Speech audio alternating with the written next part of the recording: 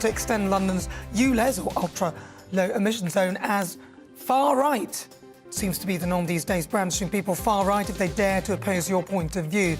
Sadiq has faced opposition from residents, councils, some of them Labour, and businesses. Surely they can't all be far-right as well. He also claims some of the protesters were COVID deniers and vaccine deniers as well. Have I missed anything? And then, of course, King Charles has given the boot to Harry and Meghan and is evicting them from their rural UK home at Frogmore Cottage. Instead, it will appear that he's offered it to the disgraceful Prince Andrew. Make of that what you will. And 2 years on from the murder of Sarah Everard, have the police made any significant changes to make women and girls feel safer on the streets? Do they inspire your confidence? Get in touch in the usual way. You can email gbviews@gbnews.uk. But first, let's get your latest news headlines with Rhiannon Jones.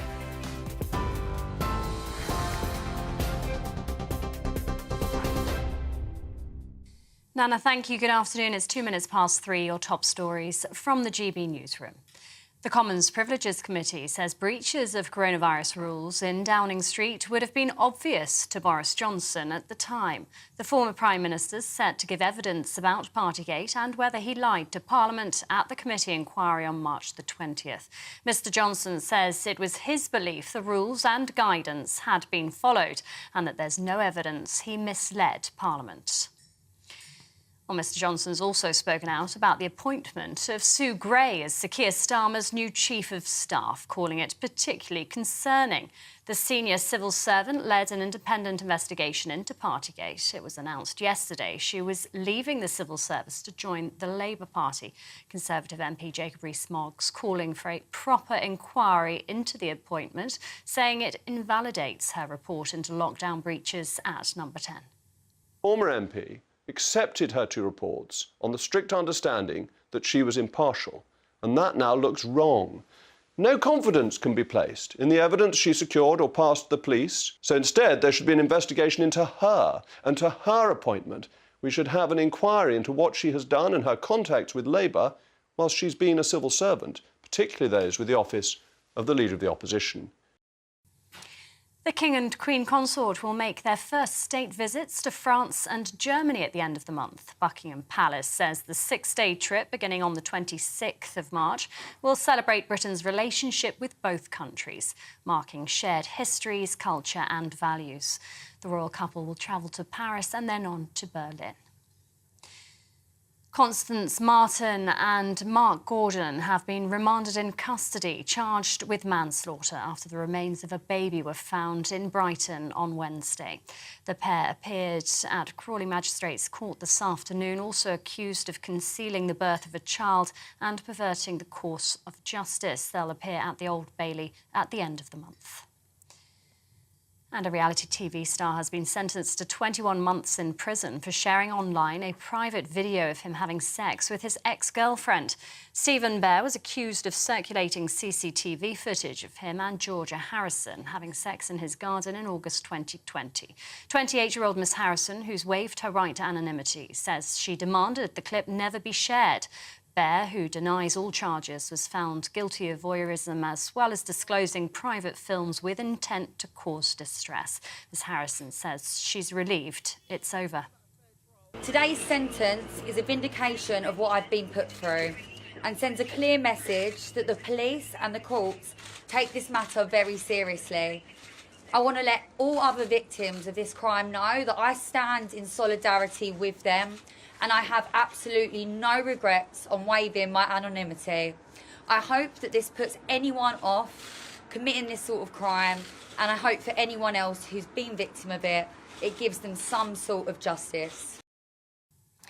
MP Neil Coyle has apologised in the House of Commons and said he's ashamed of his behaviour. That's after he was found to have breached Parliament's bullying and harassment policy. The independent expert panel has recommended a 5-day suspension for the former Labour politician. It follows reports of foul-mouthed and drunken abuse of another MP's assistant. He's also accused of bullying and harassing a parliamentary journalist. Both instances took place in a Commons bar. And it may well be March, but a cold weather alert's being issued for parts of the UK at the start of next week. The UK Health Security Agency says freezing temperatures and wintry showers are forecast across England from Monday, bringing with it a risk of ice. The Met Office, meanwhile, has issued a snow warning for parts of Scotland and the northeast of England. The cold snap's expected to last until midnight on Wednesday. This is GB News. We'll bring you more as it happens. Now, though, it's back to Patrick Christys with Nana Acquia.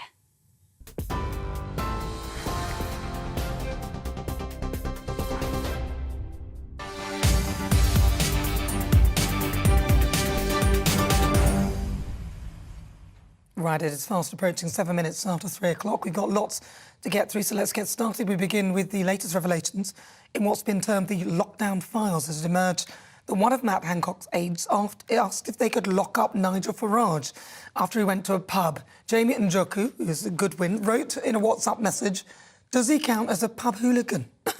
Well, to discuss this, I'm joined by Nigel Farage, who is in Maryland in the United States. Nigel, thank you for joining me. So, Nigel, what was this all about? Give us the lowdown of the story. Why were you in the pub? Were you breaching lockdown rules or any rules at all?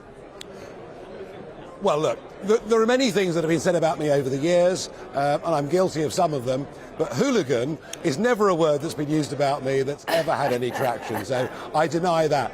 The story is very simple. I'd been in America, I'd come back from America, I was supposed to be in quarantine for 14 days, right? Now, depending whether you count the day you come back as a quarantine day or not, we finished up with this joyous moment when the pubs were finally open, having been locked down for months.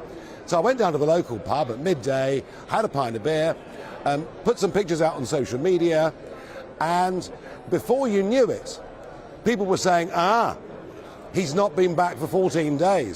He's been back for 13 days and 12 hours. And Sir Ed Davey, the leader of the Lib Dems, Ed Davey wrote to the Kent police demanding action. The radical left went mad on social media, but now we learn from the lockdown files that Matt Hancock, the health secretary, and his department, Matt Hancock, who'd been given by the Coronavirus Act powers we've not seen since a medieval king, and they openly discussed getting onto the Home Office to lock up Farage for what I'd done. Well, this says two things. Firstly, there was no medical or scientific reason to have to quarantine for 2 weeks anyway, and I had tested twice in the previous few days and knew that I was negative. But what it really shows you is we gave our police forces, we gave our politicians during the pandemic powers that took away our freedoms and liberties in a way we haven't even seen in wartime. And so we can laugh and joke about the idea they wanted to put me in prison, but actually, when you think about it, they were discussing whether to lock up somebody who was a political opponent. You might sort of think of a third world country, a banana republic, where that happens. That was happening in the United Kingdom. And it's high time we had a full inquiry into the pandemic, who took those big decisions, and some people were actually held accountable. I am never again, ever, under any circumstances, going to be locked down by my government, told I can't meet my parents, told I can't go fishing, told I can't live my normal life. Never, ever again will I do those things. Well, for people like me, I went along with it in good faith and confidence. But listening to the way they're talking, it's so glib, isn't it? They're so, he's a hooligan, this, that. They are so brash, the way they're speaking about us, the British public. They hold us in contempt, and I think that's actually quite disgusting. Well, it is disgusting, and at the same time they're discussing locking me up, they're partying hard in Downing Street and breaking the very rules that they made for us. So they're guilty of hypocrisy, they're guilty of dishonesty, they're guilty of an abuse of power. And I'll be honest, Nana, after that, as the lockdowns went on, I did treat those rules with absolute contempt. I went and met people. I went and saw elderly relations, normally outside, in a safe social setting. The whole thing was mad. Bad laws made by people not being held accountable by our politicians. As I say, it must never happen again. Well, listen, Nigel, thank you very much for joining me. Really good to talk to you. That's Nigel Farage. He's live in the United States, talking to us about that. They're being told he's a hooligan, honestly. Right, let's get to the latest developments of Partygate. A day after it was confirmed that Sue Gray, who led the inquiry, had accepted a job with the Labour Party, the Privileges Committee have released an interim report. MPs on the cross-party committee say that COVID rule breaches in Downing Street would have been obvious to Boris Johnson, and the inquiry is looking into whether Johnson lied to MPs. The Privileges Committee said that Commons may have been misled multiple times, and the former Prime Minister will be questioned by the committee later this month. The report landed as Conservative MPs continued to criticise Sue Gray for agreeing to become Sir Keir Starmer's Chief of Staff. I'm joined now by our political reporter, Catherine Forster, who's in Downing Street. Catherine, I mean, does this not feel a bit odd? First of all, she is now going to be working for the Labour Party, but she was also supposedly being impartial. Is there some sort of conflict, or is that perfectly normal? Well, it's certainly been greeted with astonishment and fury, certainly by Boris Johnson's allies. Sue Gray, of course, led the Partygate inquiry into all those gatherings behind me during lockdown. She has been a civil servant at the heart of Whitehall, at the heart of government for decades. She led the propriety and ethics team for 6 years in the between 2012 and 2018. So she has a lot of very sensitive information. Now, many people say she's absolutely a person of complete integrity and would never let her personal opinions interfere. But certainly, only yesterday morning, she was working as a senior civil servant at the Cabinet Office, and now we hear she's going off to work for the leader of the Labour Party. So it is a very abrupt change. It's not completely unprecedented. Tony Blair appointed Jonathan Powell as Chief of Staff. He was a civil servant. But given the Partygate investigation, the timing of this does look rather questionable, to put it mildly, and Jacob Rees-Mogg is amongst others calling for an inquiry and saying that Rishi Sunak should block the appointment, though I think that's unlikely, but potentially it might be delayed. She might have to wait a few months, a year, possibly even 2 years before she can start with Sir Keir Starmer. Of course, if it was 2 years, that would be after the next election. It's interesting, though, because there is talk that actually the decision made with regard to Boris and the tickets and everything wasn't just really based on her report alone anyway. So there were other elements that they took into account, and her report wasn't the reason why the decisions were made. Is there any truth to that? Is that how it appears, or...? Oh, yes, absolutely. It's very clear from the 24-page report that's been put out. They're saying, this is not about Partygate. This is purely about what Boris Johnson did or did not know about the gatherings that were happening in Downing Street during lockdown. And so they have spoken to many, many people. The identity of those names that have been given to Boris Johnson, they've gathered evidence from all over the place. They've even had people come down to Downing Street and look at the sight lines between the press office and going up to Boris Johnson's flat, because at the press office apparently there were multiple gatherings. There was, as we know, a culture of drinking in Number 10, and basically they're saying that it was impossible, looking at the sight lines here, that Boris Johnson was not aware of some of these gatherings. And indeed, one of the quotes is that in late November 2020, Boris Johnson said this must be the most unsocially distanced gathering in the UK right now. But for his part, Boris Johnson has come out fighting. He is saying that this report vindicates him, that he says there is clear that I have not committed any contempt of Parliament and no evidence that I knowingly or recklessly misled Parliament. So we will wait and see what happens. He'll be speaking to the Privileges Committee the week beginning March the 20th. It will be public. It will be interesting viewing, and then they will reach their conclusion after that. The potential consequences for Boris Johnson, if they found that he had misled Parliament deliberately, are really very serious. He could be suspended as an MP. If he was suspended for 10 days or more, his parliamentary office in his seat of Uxbridge could basically try to get rid of him. Well, Catherine, thank you so much for that. It's Catherine Forster.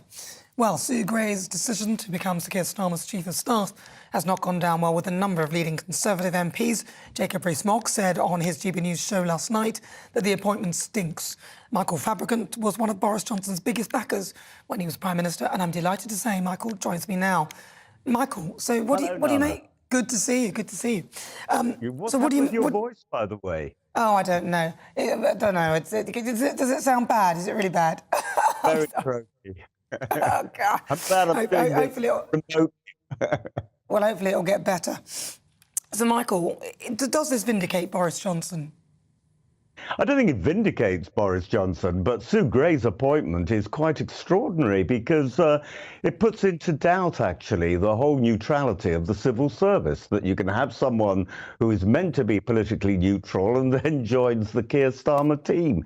I guess it also opens up questions on why it was that Boris Johnson was given a fixed penalty notice, and Keir Starmer, up in Durham, where the Police and Crime Commissioner is, of course, a Labour Police and Crime Commissioner, where he was partying, he didn't get a fixed penalty notice. So, you know, it opens up a whole can of worms. But I think most importantly of all, it actually is damaging to the civil service because it puts the whole neutrality of the civil service in doubt when you get a senior person like Sue Gray, who is still holding a very senior position in the Cabinet Office, then joining Keir Starmer's team. It's not a good look, and it certainly doesn't show for political neutrality.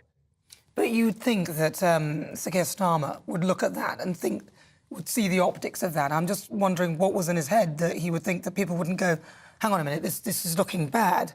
Why would you think that he would make that sort of move? Do you think it's a level of arrogance that people won't make I have no idea. I have Labour MPs who are saying we wish we could look inside his head because nobody's too sure exactly what Keir Starmer is on about at times. He's a great criticiser of government, but he doesn't actually say what he would do if he were in government. But I guess that's the joy of being in opposition.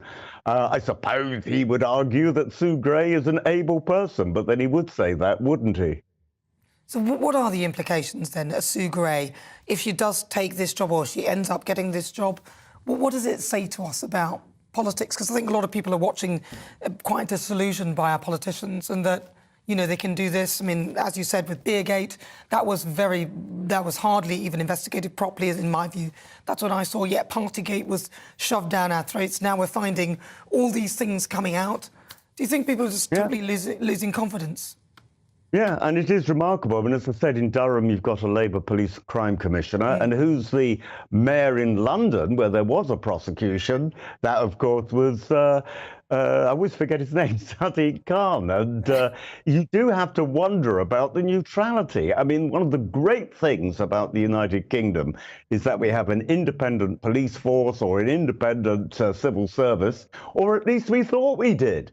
But now you have to wonder whether that is the case, whether they are politically independent, or whether they actually use politics in order to promote certain people over others. And that has to be wrong. It's not justice, that's for sure. Do you think we need to rethink the system? Because in America, they bring in their full office into office. Do you think we need to have a rethink? Because, for example, in the Home Office, civil servants who've seen successive governments can sort of gain a lot of power and actually help to oust Home Secretaries and things like that. Is there some way, do you think there's a better way we could do this? Well, it's quite interesting. You've got the problem in Israel at the moment, of rioting. And the rioting is going on because the Prime Minister, Benjamin Netanyahu, is trying to appoint judges. And normally there is a separation of powers between the judiciary and the executive. This is getting all very theoretical. But the point being that Israel's normally had the British system, and they're going to the American system. For example, it's the President of the United States who appoints Supreme Court judges when a vacancy arises. I don't think that's a good system at all. I'm beginning to have my doubts, to be honest with you, whether a police and crime commissioner is a good idea. I think it was brought in under David Cameron. I think we should be thinking maybe, is this such a good idea? Clearly, when it comes to London and Durham, we've seen a little bit of political bias, and that's worrying. Well, of course, that's not proven that there is a political bias, but I mean, you know what I'm thinking. But listen, Michael Fabricant, but the point, Nana, is if there wasn't politics involved, and there is, because the Police and Crime Commissioner is elected, I wouldn't be able to even ask this question if it were untrue.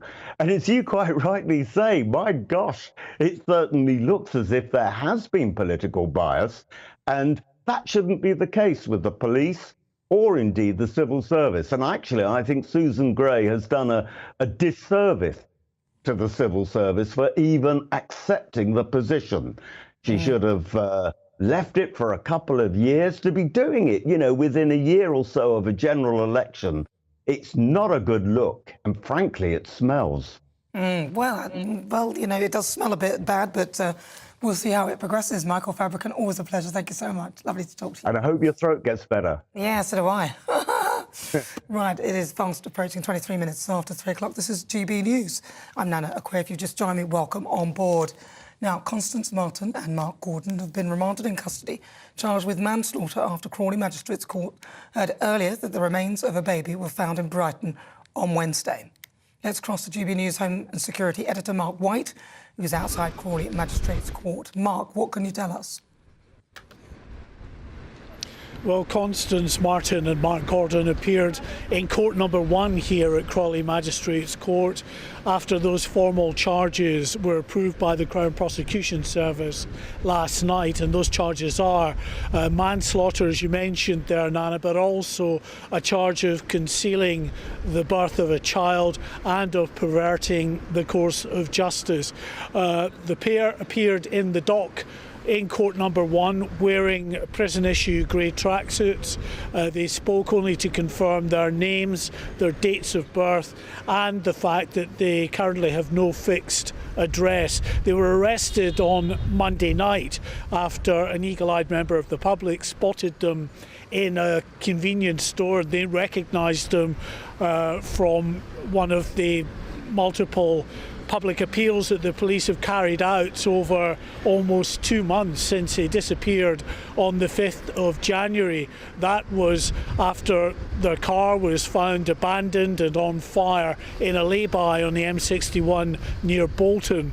Now, the police carried out a forensic search of that car and they discovered that Constance Martin had given birth either in or around the car a day or 2 before that car was found abandoned. And of course there was a great deal of concern from the authorities, of course for the condition of the mother, but particularly the condition of that newborn. The authorities said that there had been no medical help given to the child as far as they knew. Now, the couple over the coming days popped up in various locations. They were seen in Liverpool, then down in Essex, before travelling to East London and eventually to Newhaven in Sussex. They were captured on CCTV on a number of occasions, but really they fell off the radar on the 8th of January. Nothing was seen of them, at least any confirmed sightings, until they were spotted by that member of the public on Monday night. Now, when they were detained initially, there was no sign of their baby, and that sparked, of course, this massive search by hundreds of police officers joined by search and rescue volunteers. And then on Wednesday night we got the terrible news that the remains of a baby were found not far from the spot where Mark Gordon and Constance Martin were initially arrested on Monday night. A post-mortem examination is being carried out today on those remains. As far as the couple are concerned, well, they were remanded back into custody. They'll appear again in court, this time the Crown Court, the Central Criminal Court, the Old Bailey, on the 31st of March. Well, listen, Mark, thank you so much. Keep us updated. That's Mark White. He's the GB News Home and Security Editor. Well, today is the second anniversary of the murder of Sarah Everard. After the break, I'll speak to the women's rights activist who was controversially arrested at a vigil for Sarah and what's changed in the last 2 years. See you in a few minutes.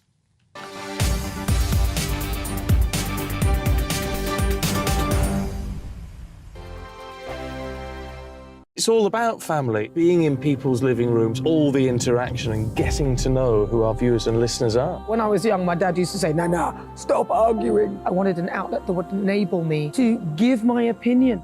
People are going through a really hard time right now, and I know that you don't feel like you're being listened to by the establishment. I came to GB News because it's the People's Channel, and I want the audience to have their say on the events of the day. We're dynamic. We do something different. Democracy shows that the wisdom of the nation is in its people.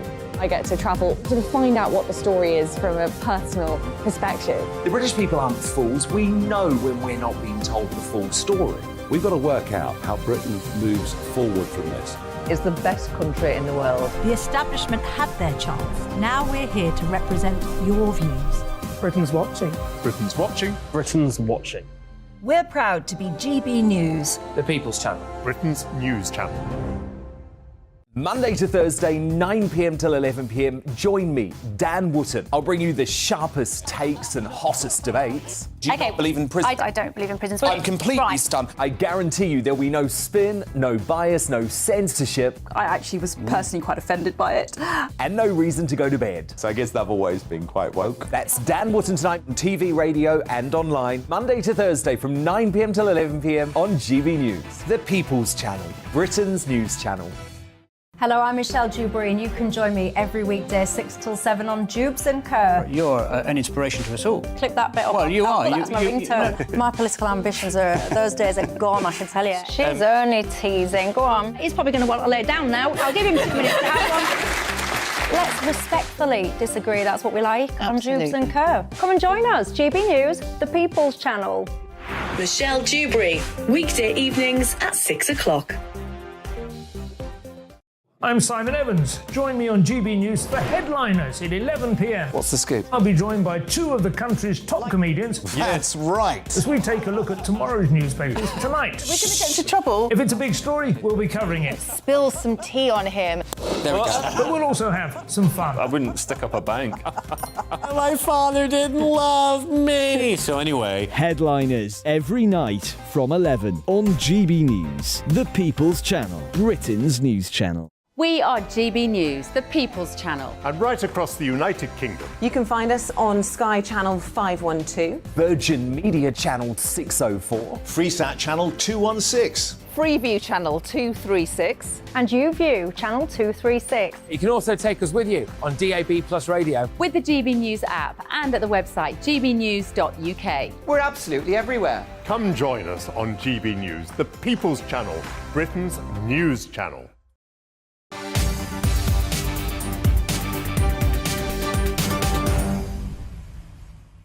Welcome back. This is GB News on TV, online and on digital radio. I'm Nana Akwe. Now, lots of you have been getting in touch with your thoughts on Sue Gray. Anne says, over the last few years, it can be clearly seen that senior civil servants have undermined the Conservative government and continuously leaked sensitive information to embarrass the government. Nobody really expected the civil service not to have political views, but until recently, it had a reputation for professionalism and fairly implementing the elected government's policies. It obviously now has so-called liberal leftist views, which is impacting on the will of the people. Alan says, I doubt if anyone believes that the civil service operates without bias. All the evidence points to political judged interference, whether it is in relationship to the cake incident or the operation of the Home Office and all other departments. Well, keep your thoughts coming. gbviews@gbnews.uk. On the way, we'll discuss Sadiq Khan's claim that some people protesting against one of his most controversial decisions as far right.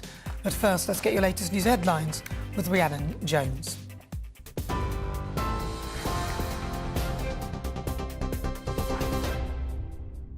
Thank you, Nana. It's just gone 3:30. Your top stories from the GB newsroom.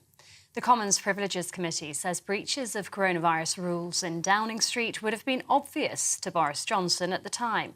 The former Prime Minister is set to give evidence about Partygate and whether he lied to Parliament at the committee inquiry on March the 20th.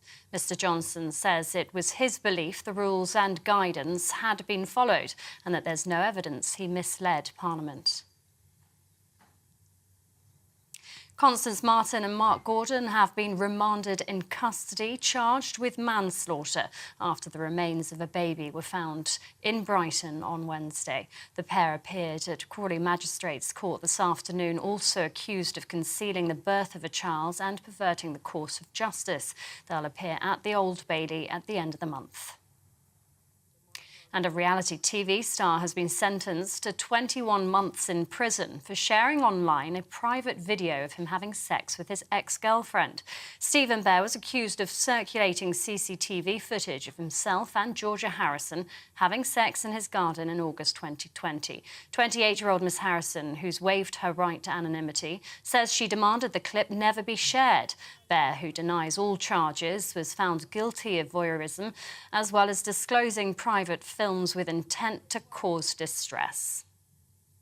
And the King and Queen Consort will make their first state visits to France and Germany at the end of the month. Buckingham Palace says the 6-day trip, beginning on the 26th of March, will celebrate Britain's relationship with both countries, marking shared histories, culture and values. The royal couple will travel to Paris and then on to Berlin. TV online and DAB Plus radio, this is GB News. Now it's back to Nana.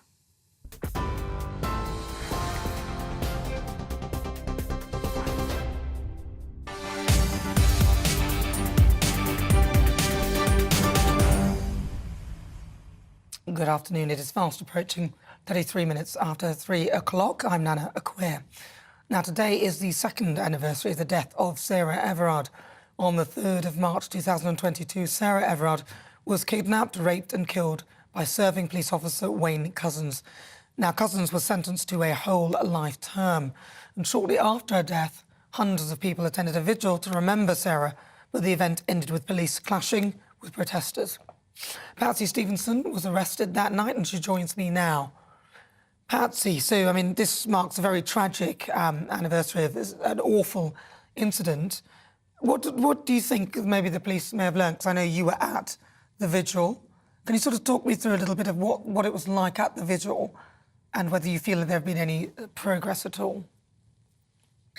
So, yeah, obviously my picture went viral and a lot of people said that, you know, it was controversial, the whole vigil, it was looked into. And I think there's a lot of misunderstandings. I'm currently taking legal action against the Met for that vigil and their handling of it against myself. So I can't talk too much about about what actually happened. However, you know, 2 years on, we still see the police behaving in this way. So we've got, you know, David Carrick, for example. He's been doing this for 20 years. He's been abusing women as a serving police officer. And how are these going unnoticed? It just seems that since that, we've just uncovered even more and more bad practice within the force. What do you think the police need to do to sort of clean up their act? I mean, I can appreciate that Mark Rowley has held the Met, you know, partially responsible, partially accountable in the terms of systemic misogyny. However, this is, again, I don't feel like he's taking it very seriously. When he talks, it's very sort of just as if he doesn't seem to care that much, and maybe that's just the way I'm interpreting it. But I think that there needs to be a statutory report into sexism and racism within the force. Well, of course, Mark would say that he is obviously looking into it and he's quite serious about that. I presume that's, he's not here to defend himself. But with that in mind, how do you think the police could evolve, though? Because I've lost confidence in the force. I know a lot of people have. It feels like there doesn't seem to be much that they seem to be getting right at the moment, especially when it comes to women and girls. Yeah, I think, we've spoken about reform, vetting, things like this. I think the major issue is that a lot of times when the police are called into question, a lot of police are very quick to defend and go on the defence and say, well, it's not all of us, it's not all of us. We're not saying it's every single one of you. If you just took the time to say, OK, well, which ones is it? Let's actually look into what's going on here and how it's been covered up and why there's no consequences for certain behaviour. And also putting consequences for what seems like small behaviour, like banter and misogyny in the workplace. If there was consequences on things like that, I think it'd be much more difficult for police to abuse their power. Because it's a fine line between the sort of banter line and then when you start to be sort of policing actual language in every form and policing thought, it's a difficult thing to sort of work your way through. But with cases like Sarah Everard and also some of the recruitment procedures, there are clearly bad practices. If you could change one thing within the police force now that could change immediately to improve their practices, what would it be? Oh, I mean, I think, to be honest, they need a complete radical reform throughout the whole thing. But if there's one sort of thing that I could choose to change, I think the vetting process is completely abhorrent. I think they should do psychological tests on police officers. I think they should look into the reason why that officer has joined the force, if there's any previous convictions, if there's any previous allegations of things that they might have done in the past. If there's allegations of them being domestically violent, why are you hiring them in a service that has that power to do what they want to women? Perhaps they could just do their research. Patsy, thank you very much. Patsy Stevenson, she's a women's rights activist. Well, next we'll discuss another bad week for Prince Harry and him and Meghan.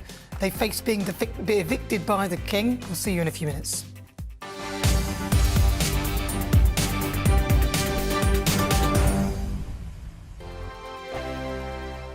I joined GB News because I was sick and tired of not hearing my views being represented, not just mine, but so many people that I knew and spoke to. I just couldn't get my voice out there. I couldn't say anything. I couldn't do anything. Whatever the narrative was, I kind of had to follow it. GB News is there to provide a voice for those who have been ignored by the establishment media. We think different things. We've got a different style. GB News is here to be optimistic and positive about the future. It's real kind of dynamic and flowing, with the audience very much at the heart of it, like a big family.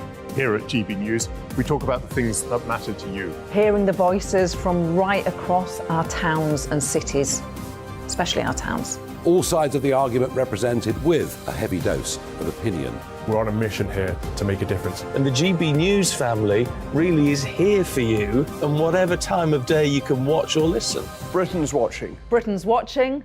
We're proud to be GB News, The People's Channel. Britain's news channel. Hello, I'm Michelle Dewberry, and you can join me every weekday 6 till 7 on Jubes and Kerr. You're an inspiration to us all. Click that bit up. Well, you are. That's my ringtone. My political ambitions those days are gone, I can tell you. She's only teasing. Go on. He's probably going to want to lay down now. I'll give him 2 minutes to have one. Let's respectfully disagree. That's what we like on Jubes and Kerr. Come and join us. GB News, The People's Channel. Michelle Dewberry, weekday evenings at 6 o'clock. Westminster is going around in ever-decreasing circles, followed by the media. Britain is broken. How on earth did we get into this mess? But more importantly, how do we get out of it? Join me at 7 p.m, Mondays to Thursdays on Farage, here on GB News. We will have open, rational debate. We've got to work out how Britain moves forward from this. Join us here on GB News, the People's Channel. Britain is watching.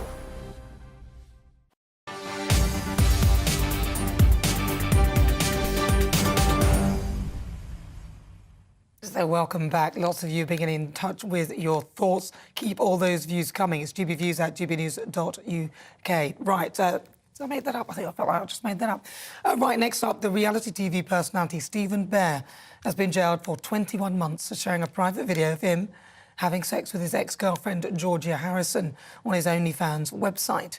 GB News South of East England reporter Ray Addison was in Chelmsford Crown Court.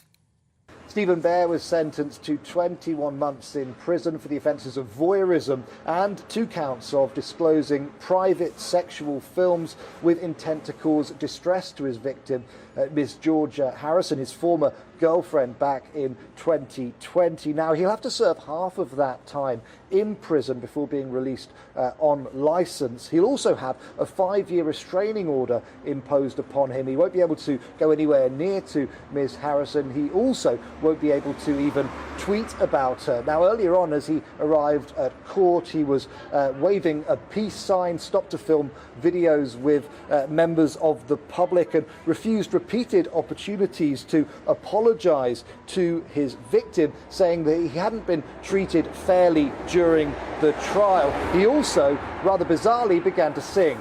Lady in red is talking to me. Do you feel no remorse at all? Cheek to cheek. No, but I'm by my side. Oh yeah, my lady in red. Well, Ms Harrison appeared in court reading out a victim impact statement. She said that it was a wicked crime committed by Bear, and it had always been her worst nightmare that material of this kind would surface online. Since Bear's offence, she suffered from anxiety and was even hospitalised over Christmas, explaining that everybody seemed to know about this video. People in the gym would come up to her, restaurants, people in the street as well. She said Stephen Bear had shown no sympathy during the trial, even mocking her online, and seemed to have no regret for his action. Speaking after the sentence was handed down, she said she hoped that this would be a lesson to men and boys that this sort of behaviour wasn't acceptable. I hope that this puts anyone off committing this sort of crime, and I hope for anyone else who's been victim of it, it gives them some sort of justice. Well, the judge said that Stephen Bear had deliberately lied to Ms Harrison and had exploited the video due to its economic value and Ms Harrison's fame as a reality TV star. He also said that Mr Bear's diagnosis of ADHD was no mitigation for this crime. That is Ray Addison, GB News South of East England reporter. Now, if you want to protest against one of Sadiq Khan's most controversial decisions, be careful. He has branded some of the people who are opposed to his plans to extend London's ultra-low emission zone, or ULEZ, as far right. That's what he's called us. The Mayor of London was speaking to an event in Ealing in West London yesterday, and Khan also claimed that some of the protesters are COVID deniers and vaccine deniers. A spokesman for Sadiq Khan said that the Mayor's comments were about people who had placards with far-right symbols. So to discuss this, I'm joined by Keith Prince, who's a Conservative member of the London Assembly. Keith, right, so why did, I mean, in your view, Sadiq Khan calling protesters far-right, it seems a bit extreme. Well, good afternoon, Nana. Great show, by the way, as always. Well, you know that you've won the argument when your opponent starts hurling insults rather than well-thought-out arguments, don't you? So he knows he's lost the argument on ULEZ, and now he's just thrashing out. But the thing is, though, he has a position of power. You're a London mayor. You can't go around shout, calling people COVID deniers and all of this. I mean, this seems somewhat out of sorts for someone at his position of his stature. Is there some sort of comeback that the people can have against him? Because, I mean, seriously, you can't go saying that. Can people... Is there a way to protest against his comments? Well, they can, putting an objection to the monitoring officer at City Hall if they think what he said is not proper. But I think on many occasions he's shown that he doesn't really behave in the way that Londoners would expect their mayor to behave. Often at the London Assembly, if you're ever suffering from insomnia and you watch one of our meetings, then you will see that he's really quite rude to some of the members from different parties other than his own. It's not the way you'd expect a mayor to behave, really. Has he got much opposition for the position? Because if he doesn't, he'll be back in again? Well, this is the whole argument we're making about the ultra-low emission zone. He has no mandate for it. He didn't mention during the last election that he was going to expand the ultra-low emission zone. Had he done so, maybe the outcome would have been different. And I would argue that the government actually needs to say, because there's a whole load of evidence that he hasn't really followed the correct procedure, that they should rerun the whole thing around ULEZ, the whole consultation, and that he shouldn't be allowed to actually implement it until after the next mayoral elections in May next year, and that he should run on that. That should be one of the issues that he stands on. Because as I understood it, the ULEZ, so the emissions that were used to calculate which zones and everything, were taken from many, many years ago. So they're not current readings of how much pollution is in the air now. Is there any validation to that? Well, it's worse than that, Nana. Before they started punting out around about the expansion, they got TfL got a company called Jacobs to do a report into what effect the current ULEZ had. That's the one that's inside the A205 and the A406, what effect that was having, and also a projection as to what effect an expanded ULEZ would have. And both of those say that it's negligible, that it hasn't had that much effect inside the ULEZ, and that the expanded area, it would have an absolute negligible effect on dealing with air pollution. So even their own evidence shows that this is a bad, bad mistake. We know why he's doing it. It's got nothing to do with air quality. It's all about raising money to prop up his failing administration. Well, he's not here to defend himself. I'm sure he would be saying that it is to maybe help us get towards net zero. Is there any chance then that he will have to listen to the consensus, which it sounds like the consensus is against his expansion? Well, the consultation, nearly 60% of the people actually said they didn't want this expansion. And that's after he disallowed 5,000 submissions. So we know it's actually nearer 66%, the actual number of people objecting. The problem we have is that he has all the executive power. So there's no way that the Assembly could stop him. Not that the Assembly would, because it has a majority of left parties on there and they're in favour of it. But we are asking the government to actually support a review. I think the government should review what's happened, because we've got evidence that he's predetermined the decision. He doesn't have a mandate for doing it. He's ignored the consultation. So I think there's a very strong argument for the government to actually say, no, hang on, we don't think you've done the right thing here. We need to look at this again. And also there's the amendment that is being put forward by one of the Lords, that the London boroughs should have the right to veto it. So here in Havering, we are very much against it. We had a massive demonstration on Wednesday night. There's hundreds of people there. Are they all far-right activists? I really know that they're not. And there we should have the right to veto this decision, because it's in the best interests of Havering residents to make decisions on behalf of the people of Havering. Keith Prince, thank you very much for your thoughts. Thank you so much. Right, it's just coming up to 49 minutes after 3 o'clock. Former Prime Minister Boris Johnson has been reacting to an interim Privileges Committee report on Partygate. It said evidence strongly suggests breaches of coronavirus rules would have been obvious to him during his stay at Number 10. But the former Prime Minister said that it's his belief that his actions were actually in conformity with the COVID regulations.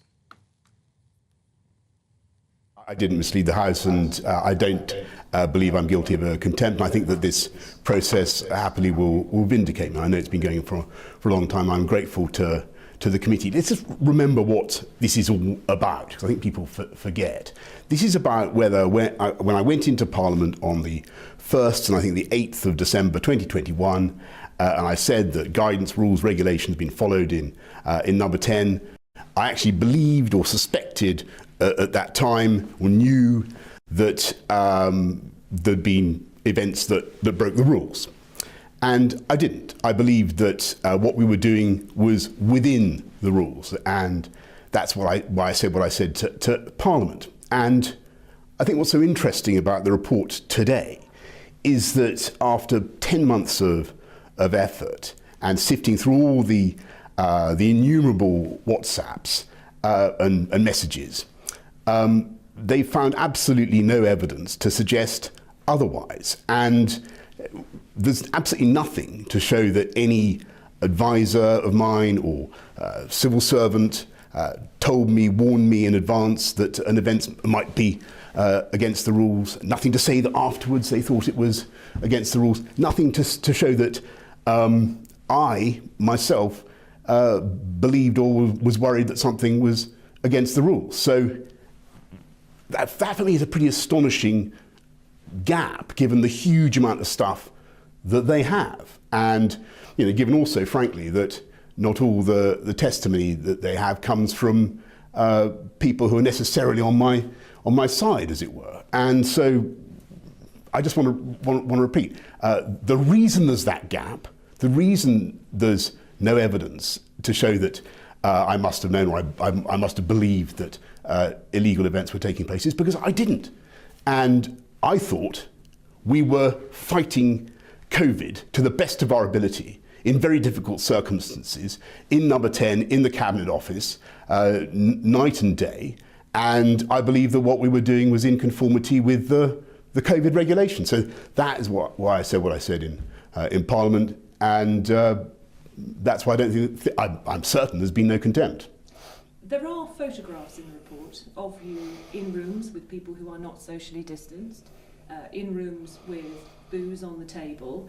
The committee says that it would have been obvious to you at the time that these were breaches of the guidance, and that because you hadn't mentioned these events that you were at to the House, that may be how you've misled them. Yeah, but you see, and of course people will say, oh, it must have been obvious to you that something was awry and so on. You've got to remember what it's like being Prime Minister. You do what your civil servants advise you to do, instruct you to do. You move from one event to the next. You have a massively regimented diary. There were a number of events, as everybody knows, where I went very briefly to say thank you to staff and that kind of thing.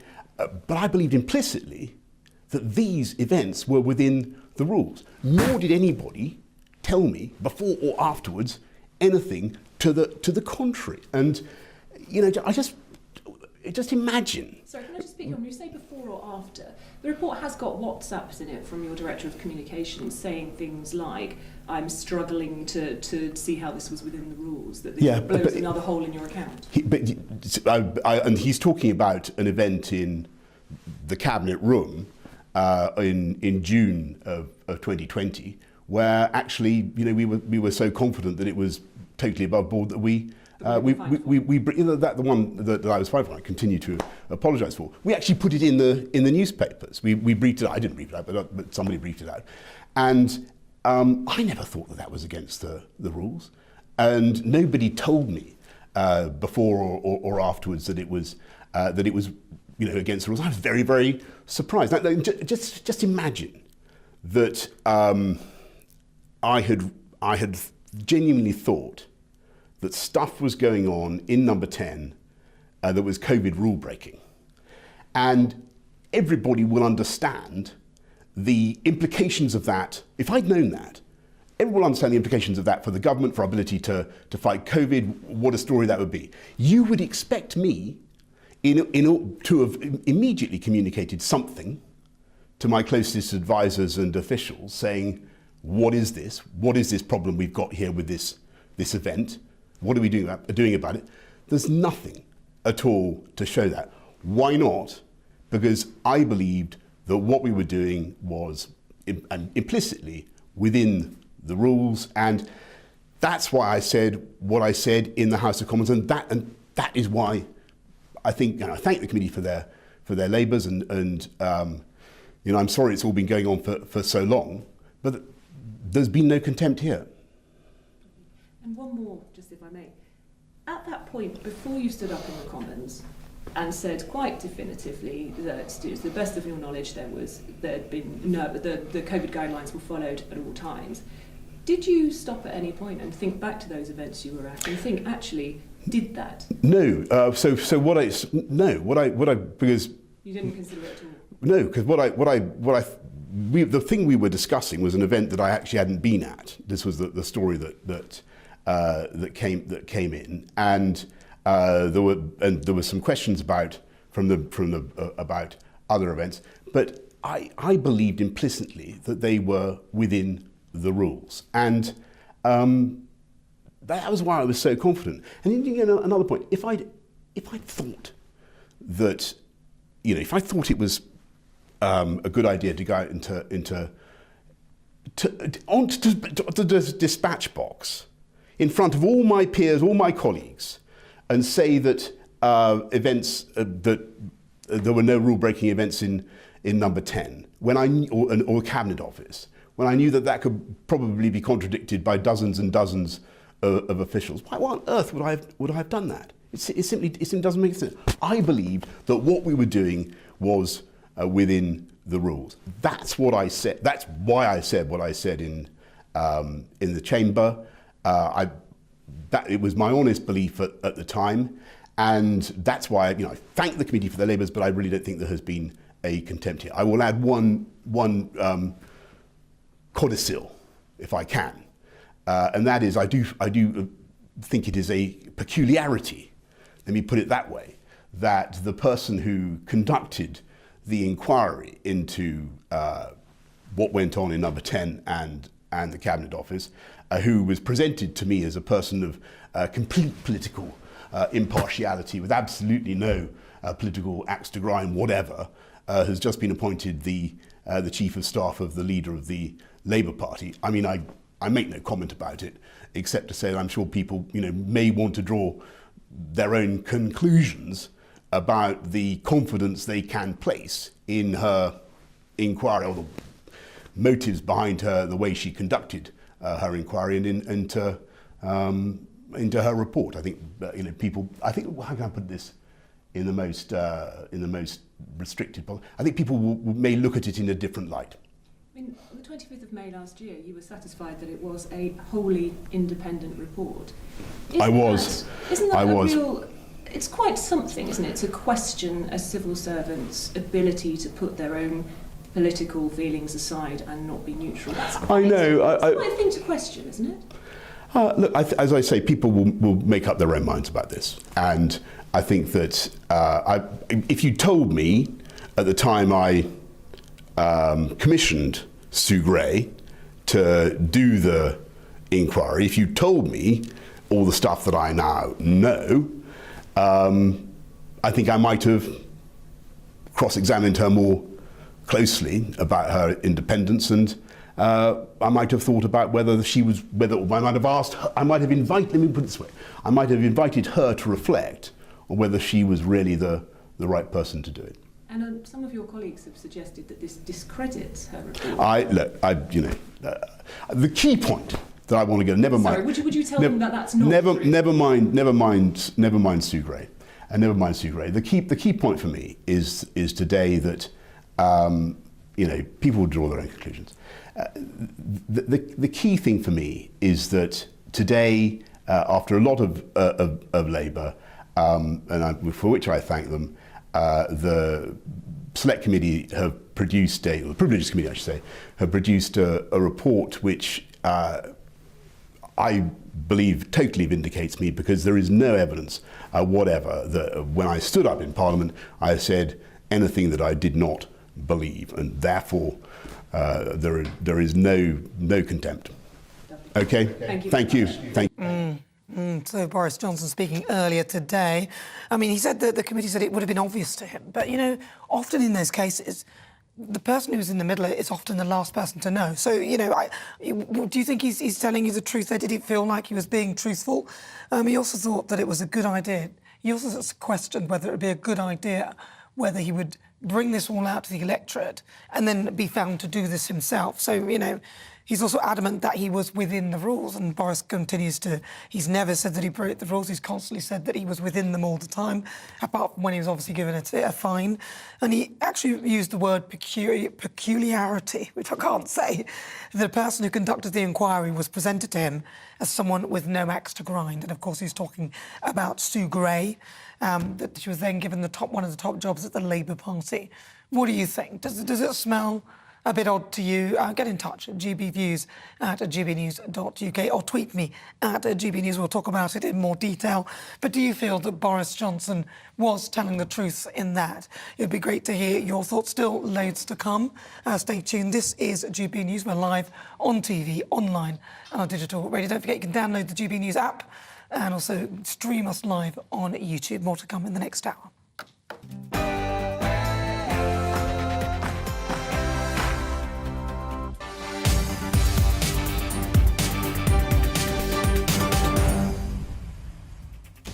Well, good afternoon. You're with me. I'm Nana Aquia. I'm in for Patrick Chrissy on GB News.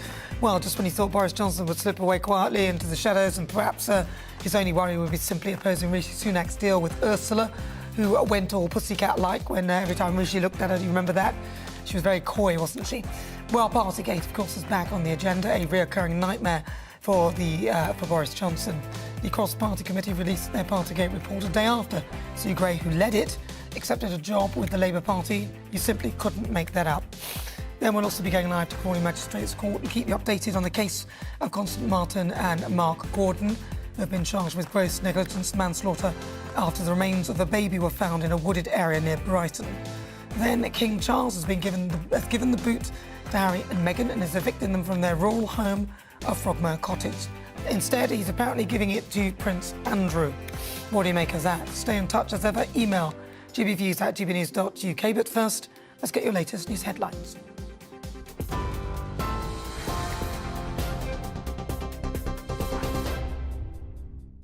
Good afternoon. It's 4:01. I'm Aaron Armstrong in the GB newsroom. Boris Johnson may have misled the House of Commons at least 4 times, according to MPs investigating his conduct over Partygate.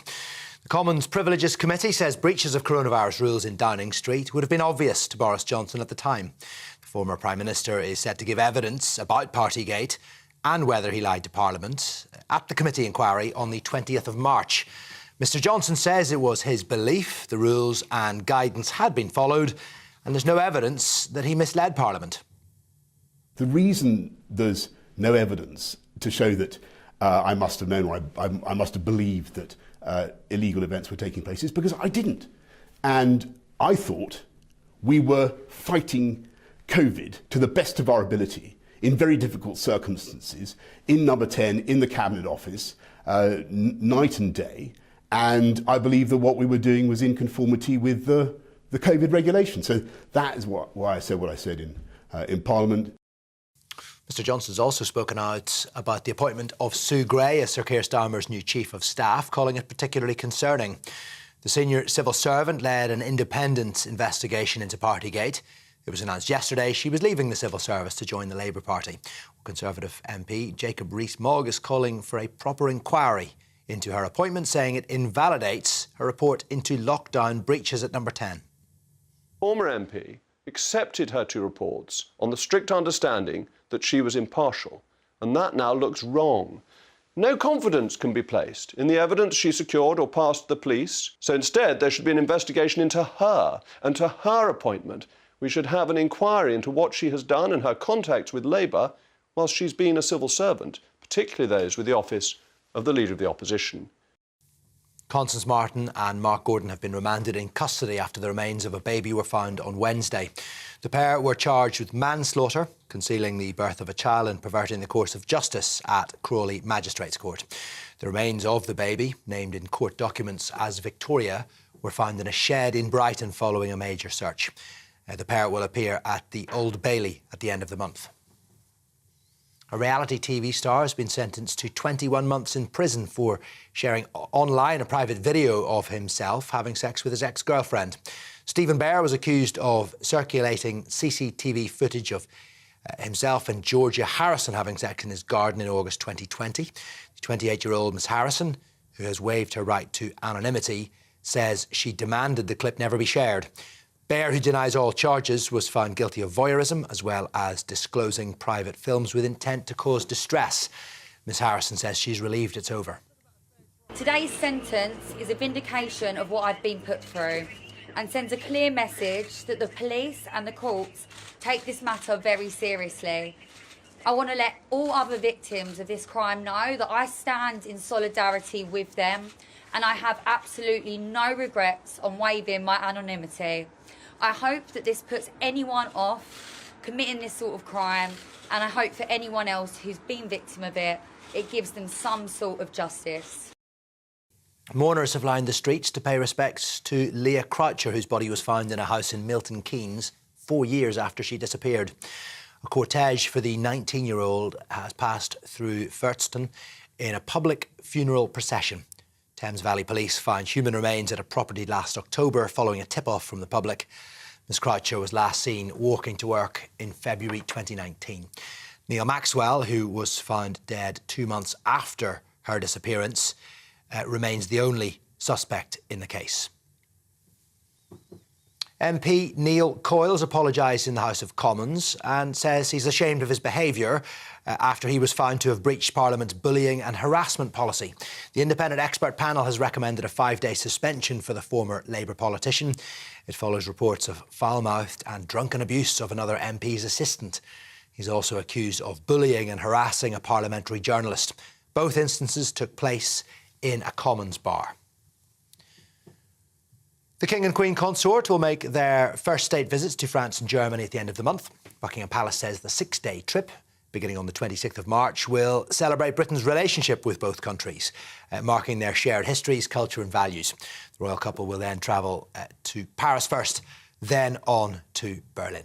Well, this is GB News. More as it happens, but now it's back to Nana.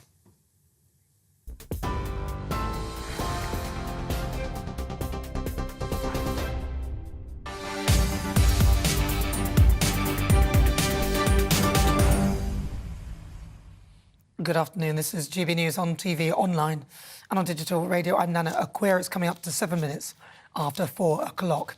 Right, let's get the latest developments in Partygate. Boris Johnson claimed the Commons inquiry into whether he lied to MPs over Partygate has found absolutely no evidence to suggest that he knew the rules were being broken. And in an interview, Mr Johnson said, what is so interesting about the report today is that after 10 months of efforts and sifting through all the innumerable WhatsApp and messages, they found absolutely no evidence to suggest otherwise. MPs on the cross-party committee say that COVID rule breaches in Downing Street would have been obvious to Boris Johnson, and the inquiry is looking into whether Johnson lied to MPs. The Privileges Committee said the Commons may have been misled multiple times. The former Prime Minister will be questioned by the committee later this month. And the report landed the Conservative MPs continued to criticise Sue Gray for agreeing to become Sir Keir Starmer's Chief of Staff. Now, I'm joined now by our political reporter, Catherine Forster, who's in Downing Street. Catherine, so Boris Johnson, he vehemently denied knowing or knowingly breaking rules or being aware that there was any sort of form of party. And then he also pointed out that there's a bit of a peculiarity, I don't know why. I tried to say it again, I couldn't say it then, I'm trying to say it now, that Sue Gray was now potentially taking a top job at the Labour Party. Yes, Boris Johnson has come out today vehemently denying that he has done anything wrong and basically implying that the Sue Gray report into the parties, the gatherings that were held behind us here in number 10 during lockdown, cannot really be trusted because she has now been appointed as Chief of Staff to Sir Keir Starmer, an appointment which has astonished many, angered some and dismayed a lot of people in the civil service who feel that their impartiality now has been brought into question. But Boris Johnson, giving the interview just a little earlier, was basically saying there is nothing to see here.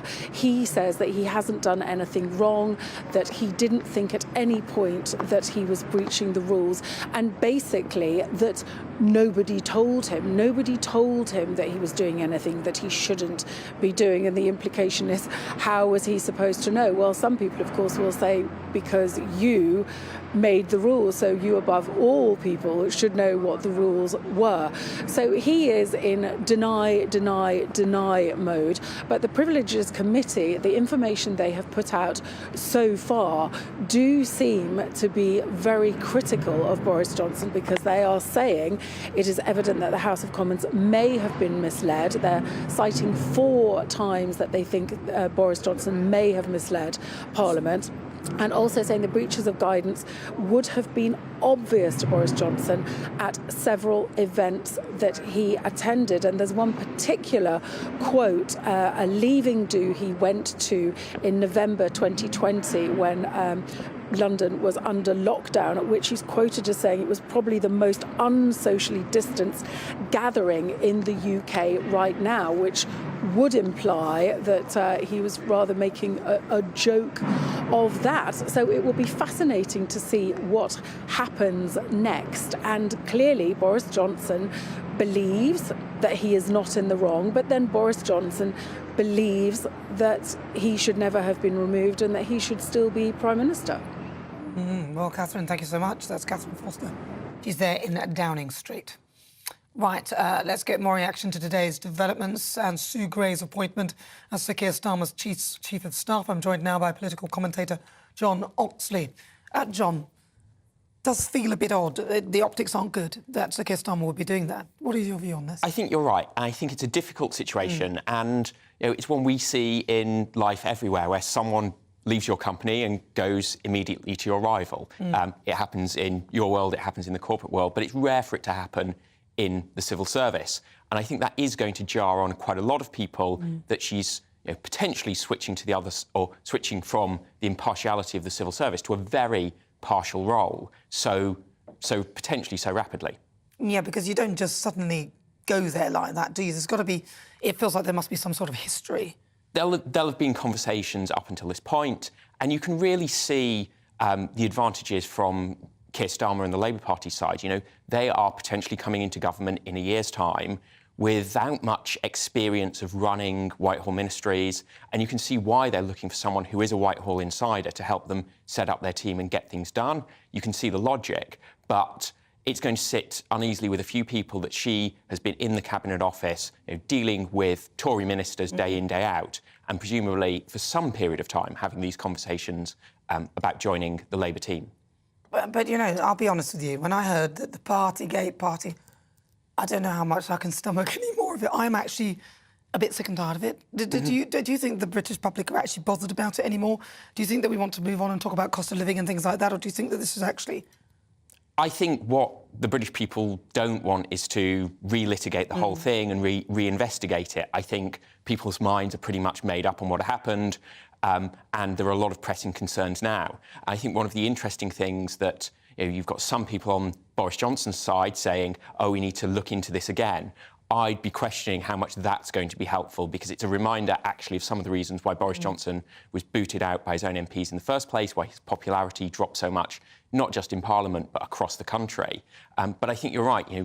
It's an old story now. A lot has happened in the last year. We're in a very different position. Cost of living crisis, much more pressing on people's minds. Do you think as well this could be sort of a, they're sort of exaggerating this to sort of hide what is behind Rishi Sunak's deal? Because obviously we don't know much about that yet, but we should be focusing on the detail of that. I think, people in Westminster have all sorts of agendas behind what they want you to be talking about and thinking about. And in Boris Johnson's team, they're always looking for a chance to bring their man back into the news, and to maybe steal some thunder. A few days ago, everyone was saying this has been a great week for the Conservatives. It's been a great week for Rishi Sunak getting that over the line, and it feels... this is throwing a cloud all over it, and you sort of have to question some of the reasoning that's going into why people want to make a big deal out of this.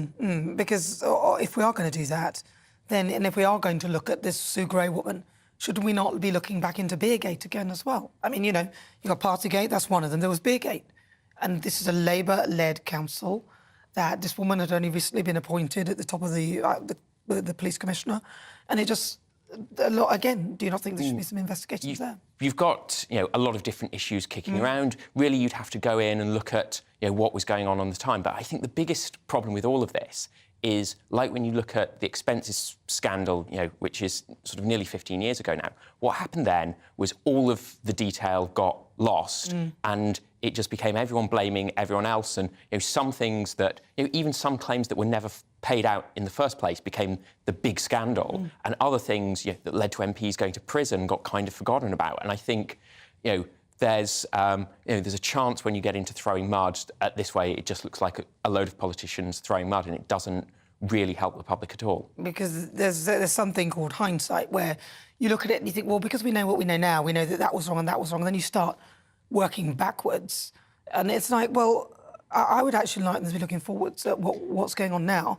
I want them to be looking at net zero. I want them to be looking at the fact that they've proved that they're not even going to meet their own targets. I want to look at the electricity bills. I want to find out why petrol prices are not falling, even though the price cost per barrel is going down. I mean, that's what I'm concerned about. I mean, it sounds like you've been reading some of my articles, because most of the things I write are saying we've got a load of big problems that are going on. You know, cost of living's one. We've got long-term issues like looking at how are we able to fund pensions and things in the future with an ageing population. Exactly. We are not short of challenges in this country. So there's a lot of things we could be having serious discussions about. You know, getting big policies to sort our big problems, and just getting sucked into the merry-go-round of Westminster gossip isn't really going to help anyone. And it's also, to me, a bit of a media circus, because I was at an award ceremony the other night, and there was an award given to the investigators of Partygate, and lots of different organisations stood up and cheered. And I just thought, the British public want to know what's going on in their actual lives. And, this, Partygate, whilst it's, Boris isn't even in power anymore. He's not the leader. Why? Yeah, I think we always have to hold our leaders to account and investigate things, but there becomes a time when that's useful, when it's relevant, and when it's the person in charge. But we've had, we're on our second Prime Minister since then. It seems mad to be going back and raking over that when there should be scrutiny for the things that the government are doing at the moment, or indeed that the opposition intend to do when they get into power. You would think, wouldn't you, John? Thank you very much for joining me. Thank you very much. Oxley. Lovely to talk to him. Right, let's get some more reaction to Sue Gray's appointment as Sir Keir Starmer's Chief of Staff. Nigel Nelson is the political editor of the Sunday Mirror and Sunday People. Nigel, the optics do not look good, do they? Even you have to admit. They look bad. She was in charge of this investigation, and now suddenly she is taking a top job within the Labour Party. Yeah, I mean, I think that you're probably right. It looks probably worse than it is. First of all, I think there are two separate issues here. One is it would be wrong to criticise the integrity of Sue Gray. The Labour Party appointment didn't come up till a long time after her Partygate investigation. Clearly, she wouldn't have done that investigation had this job been in the offing. So I think that it's unfair to criticise her integrity. But yes, there is a question over whether somebody who has been effectively the government ethics boss should move quite so seamlessly to a political appointment. Now, that will get scrutinised. There is the Independent Advisory Committee on Business Appointments, ACABA, which makes it much simpler to say. And that will look at the appointment. They will recommend how long Sue Gray must wait until she takes up the job. That could be anything from 3 months to 2 years. But the damage, in a way, is already done in a sense, because she's the person who was in charge of this sort of inquiry, and to be in charge of ethics as well, you've got to question her own ethics. She should use her own judgment. It just doesn't really sit well with a lot of people who are watching this now. Do you think people are actually that bothered about Partygate still? Well, I mean, firstly, on Sue Gray's judgment, is probably Sue Gray should be asking herself what ethics advice she'd be giving Sue Gray on something like this. And when it comes to Partygate, yeah, I think you're probably right that the Partygate is, in a sense, past history. 83 people were fined in Downing Street for holding illegal lockdown parties. So that, in a sense, has been dealt with. What is actually happening now is a separate sort of parliamentary process. And this is actually quite important, because basically that the MPs have got to decide on the Privileges Committee whether Boris Johnson knowingly lied to Parliament. Now, if they discover that he did, and the MPs are quite firm about this, they haven't drawn any conclusions yet, they will wait to hear Boris Johnson's evidence to them later on in the month.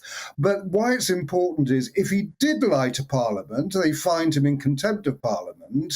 They will then recommend he is either suspended or expelled. If he's suspended for more than 10 days, that will mean a recall petition in his constituency and could lead to a by-election and the end of Boris Johnson's political career.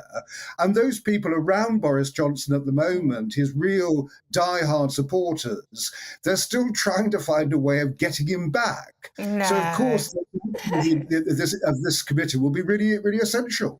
Well, very briefly, didn't they try and amend the rules to remove intention? So instead of knowingly misleading the House, it was the fact that if he had done it, whether he knew or he didn't, that he would be, he would still be in trouble. Isn't that what they tried to do? No, I mean, what the committee said today in their report is that was actually in itself misleading. They'd never said that. So what they're actually saying is that not that Boris Johnson is guilty of anything, but that the evidence points to the fact he does have a case to answer. And the key phrase in the report today is whether Boris Johnson misled Parliament recklessly and intentionally. Right. So that is what constitutes a contempt. It's not the fact he misled Parliament, which I would have thought is fairly obvious. It's whether or not he was reckless and intended to do it. And that's what the committee will have to decide on. Right. Thank you very much, Nigel. Lovely to talk to you. That's Nigel Nelson. Right. Let's have a chat with one of our great British voices. Let's have a chat to Lee Harris in Bristol. Lee, good to see you, man. So what do you make of this? Do you think that's a bit of a conflict of interest for this woman to suddenly be heading off to the Labour Party? Of course. I mean, as has been said by pretty much everyone, excuse me, the optics of this is terrible. As Jacob Rees-Mogg says, it's really hard for this not to look like Sue Gray has been rewarded with a plum job for bringing down one of the country's most popular PMs. It stinks to high heaven, and it frankly puts into even further doubt the impartiality of the whole civil service.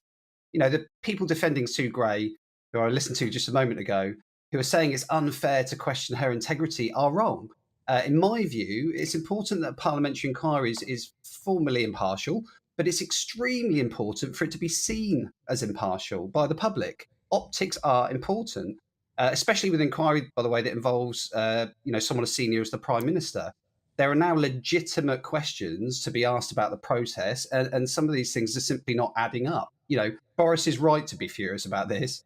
As it's already been said, it was only yesterday morning Sue Gray was working as a senior civil servant to the Cabinet Office, and now she's off to work very closely with Keir Starmer. There's absolutely no doubt the timing looks really dodgy. There are some people saying, actually, that Rishi should block the appointment. I don't think he should. There's a saying that you should never interrupt your enemy while they're making a mistake. So I think he should just let them crack on. Yeah, because it doesn't look good for the Labour Party at all. I mean, no, they should think better. But Nigel did also say that perhaps Sue Gray should give herself her own advice. What would she be giving Sue Gray? What ethics advice she'd be giving herself? Lee, good to talk to you. Thank you very much. That's Lee Harris. He's our great British voice. Lovely to talk to you.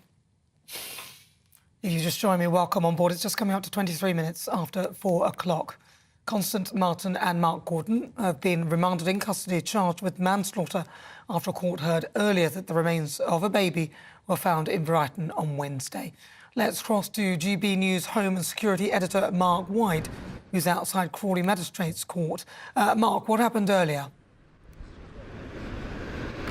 Well, it's a deeply harrowing case, this, of course. Constance Martin and Mark Gordon in the docket, court number 1 here at Crawley Magistrates Court, after they were formally charged last night with manslaughter, with concealing the birth of a child, and also with perverting the course of justice. Now, the couple were arrested in Brighton on Monday evening. They were spotted by a member of the public in a convenience store who had seen some of the numerous appeals that the police had launched in recent weeks to try to find this couple, who had vanished, disappeared mysteriously after their car was found abandoned and on fire in a lay-by on the M61 near Bolton on the 5th of January. A police forensic examination of that car revealed that Constance Martin had given birth in or near the car a day or two before that car was left abandoned. Well, in the days that followed, the couple were seen first in Liverpool, then down in Essex before heading to East London, all the while being caught occasionally on CCTV cameras, before then moving down to Newhaven in Sussex. And it was in Newhaven on the 8th of January the last confirmed sighting of the couple. From there on in, they dropped off the radar. There was no confirmed sightings of them until Monday night, when that member of the public spotted them in a convenience store in the north of Brighton. They were detained and arrested by police just 6 minutes later, but of course there was no sign of their child at that point. That sparked this very significant search and operation involving hundreds of police officers and search and rescue volunteers. And then, of course, the terrible news on Wednesday evening relayed by the police that they had found the remains of a child not far from the spot where Constance Martin and Mark Gordon were originally arrested. Today in court we heard that those child's remains were found wrapped in a plastic bag underneath some nappies in a shed in a nearby allotment. A post-mortem examination has been carried out this afternoon. We still await the results of that. As for the couple, well, they appeared in the dock wearing grey prison-issue tracksuits. They spoke only to confirm their names, their dates of birth, and the fact that, for the moment, they have no fixed address. They were remanded back into custody, and they'll appear again, this time at the Central Criminal Court, the Old Bailey, on the 31st of March. So Mark, thank you so much for that. You will keep us updated. That is Mark White. Right, so do you drive a diesel car? Well, a new report has found that you're being ripped off. Surprise, surprise. We'll discuss that next.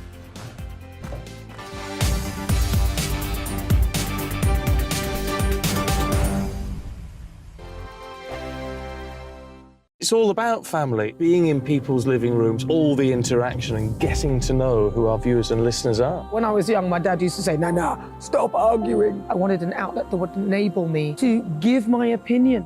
People are going through a really hard time right now, and I know that you don't feel like you're being listened to by the establishment. I came to GB News because it's the People's Channel, and I want the audience to have their say on the events of the day. We're dynamic. We do something different. Democracy shows that the wisdom of the nation is in its people. I get to travel to find out what the story is from a personal perspective. The British people aren't fools. We know when we're not being told the full story. We've got to work out how Britain moves forward from this. It's the best country in the world. The establishment had their chance. Now we're here to represent your views. Britain's watching. Britain's watching. Britain's watching. We're proud to be GB News. The People's Channel. Britain's news channel. Hello, I'm Esther McVeigh. And I'm Philip Davis. Whether you're watching or listening on TV, online or on radio, we handpick the latest stories, debates and expert opinions for your weekend. So whether that's politics, news or showbiz, we've got it covered. Join us every Saturday morning at 10 o'clock on GB News. Join me, Camilla Tominey, on Sunday mornings from 9:30, taking the politicians to task and breaking out of SW1 to see how their decisions are affecting you across the UK. Bursting the Westminster bubble every Sunday morning, only on GB News, the People's Channel. Britain's watching. GB News has its own late-night paper preview show, Headliners, where comedians take you through the next day's top news stories. You don't have to bother reading the newspaper, we've got it covered for you. Headliners, every night at 11 p.m. and repeated every morning at 5 a.m. We won't send you to sleep like some of the other paper review shows out there. GB News, the People's Channel, Britain's news channel. Join me, Nana Akue, Saturday and Sunday afternoons on GB News. Expect fiery debate and passionate discussion as me and my panel tackle some of the biggest topics hitting the headlines. It's a place for everyone's opinion. No one gets cancelled, but no one gets an easy ride. Oh, she's on it today! Be ready for conversations that are fierce, frank, and of course, fun. Every Saturday and Sunday afternoon from 4 p.m. on GB News, the People's Channel. We are GB News, the People's Channel. And right across the United Kingdom. You can find us on Sky Channel 512, Virgin Media Channel 604, Freesat Channel 216, Freeview Channel 236, and YouView Channel 236. You can also take us with you on DAB Plus Radio, with the GB News app and at the website gbnews.uk. We're absolutely everywhere. Come join us on GB News, the People's Channel, Britain's news channel.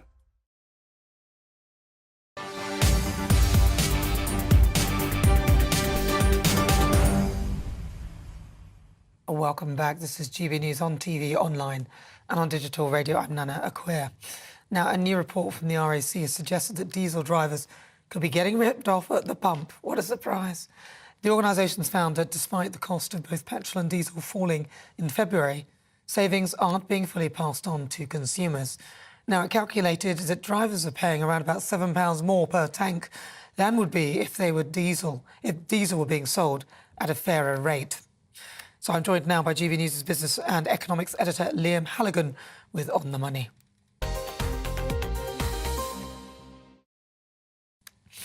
So, Liam, talk to me about this. To me, it's no surprise. They never pass on the savings. Why would they? This will come as no surprise to taxi drivers, van drivers, long-distance lorry drivers, anyone with a diesel car.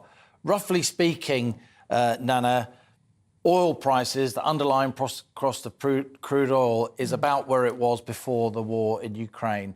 And unleaded petrol is about roughly where it was before the war in Ukraine, about 146, 147. But diesel is still up at 167. God. Even though diesel and petrol are meant to be roughly the same level of price. Here's a statement from the RAC. They've said to us, they've said to GB News, here you go. Despite there being just a 6p difference between the wholesale price of both petrol and diesel throughout all of February, diesel pump prices are currently a colossal 20p more than petrol. That's 146 versus about 167, as I said before. And then the RAC went on to say, if we can see the new graphic, that means anyone filling a diesel car is, the RAC calculates, paying around £7 more per tank than they should be if diesel was being sold at a fairer price of around £1.55 per litre. Now, we've often had on GB News here a guy called Howard Cox. He's actually partly funded by the Freight Transport Association, but he does a very good job of keeping his eye on petrol and diesel prices compared to the price of oil. He's been lobbying the Chancellor of the Exchequer, no less, Jeremy Hunt, to set up some kind of organisation, Pump Watch, he wants it to be called, or something like that, to make sure that the oil companies do pass on those price rises. Now, some people accuse the big petrol retailers that are linked to the oil companies of price gouging, if you like. They would deny that, deliberately not passing on the price reductions in oil. So when oil goes up, petrol prices go up like a rocket, but when oil prices go down, petrol prices come down like a feather.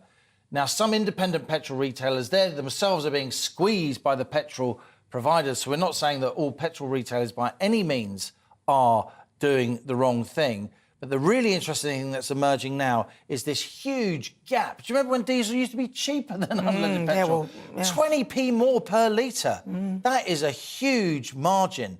And nobody can really explain to me why it's happening. Well, diesel's supposed to be the spawn of Satan now, isn't it? We don't want diesel, so they're punishing you now, even though they've made you buy the car. Yeah, a few years ago we were being told, I've got 3 diesel cars, because we were told, I'll buy diesel cars because it's the greener option and we'll give you a bit of a tax break. But now, of course, it's very, very difficult. Fashions change. But I do think in the budget, which is coming down the track now, it's the 15th of March, I do think Jeremy Hunt will have to respond to this, because it's not just people like me talking about this on GB News. Many journalists are talking about it. Howard Cox is a very effective campaigner. And this is what really hits people in their pocket. You know, it was £100 to fill up a family saloon not so long ago. Now it's more like sort of 80, 85 quid. But it's still about £100 if the family saloon is diesel. And that's a major, major problem. And of course, diesel costs, it really is the fuel of commerce, lorries, trains, all the rest of it, transporting freight of all kinds, shipping. So those higher diesel costs, they are always, in the end, passed on to consumers. So this is a major source of inflation, unless we can get those diesel prices down at least to where petrol prices are, as oil prices have come down. Beware the Ides of March. the 15th of March. Jeremy Indeed. Hunt's interesting budget. Thank you very much, Liam. Cheers, Nana. Talk to you. That's, of course, Liam O'Halligan. Not O'Halligan. I'll give you an O. Right, time now for a check on the latest news headlines with Aaron Armstrong.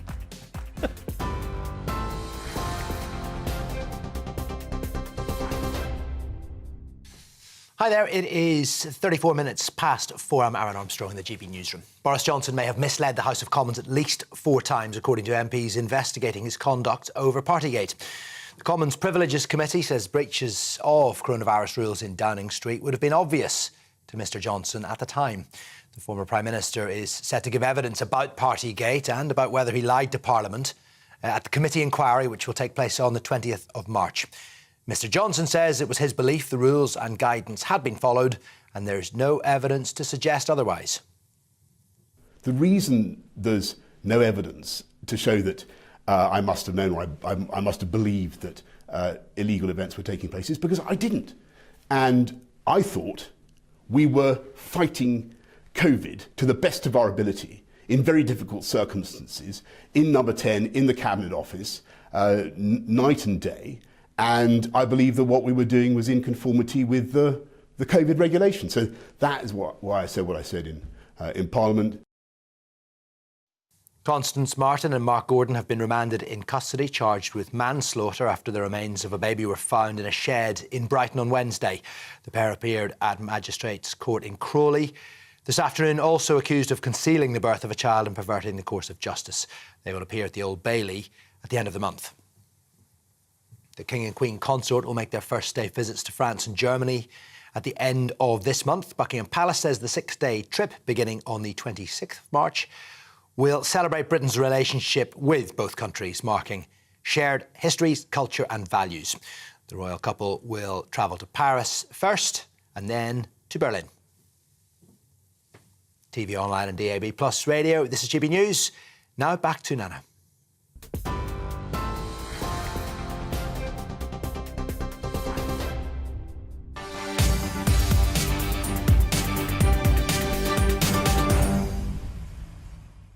Good afternoon. Yes, it's not Patrick, it's me. It's stuck with me. Right, well, lots of you have been getting in touch with your thoughts and your views on Partygate after the Privileges Committee published an interim report. Eileen says, I'm with Boris Johnson all the way. He's been stitched up by Sue Gray. He was the Prime Minister and definitely not stupid. Does anyone really believe that he's so idiotic to break COVID rules in Number 10? Then, even more scary thing to come out of this is the state of the high-ranking civil servants, officers supposedly supporting the government in power. David says, I voted for Johnson, but I'm afraid he knew his gatherings were not OK, but thought that they were above it. I've had enough of him now. Just go away with all your speaking engagement money.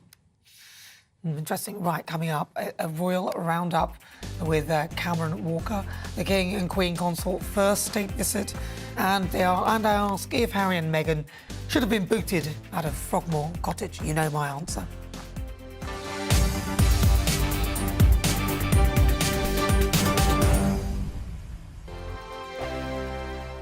It's all about family, being in people's living rooms, all the interaction and getting to know who our viewers and listeners are. When I was young, my dad used to say, Nana, stop arguing. I wanted an outlet that would enable me to give my opinion.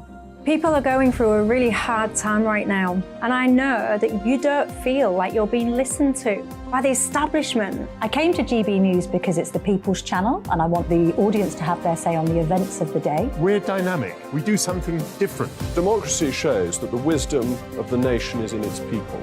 I get to travel to find out what the story is from a personal perspective. The British people aren't fools. We know when we're not being told the full story. We've got to work out how Britain moves forward from this. It's the best country in the world. The establishment had their chance. Now we're here to represent your views. Britain's watching. Britain's watching. Britain's watching. We're proud to be GB News. The People's Channel. Britain's news channel.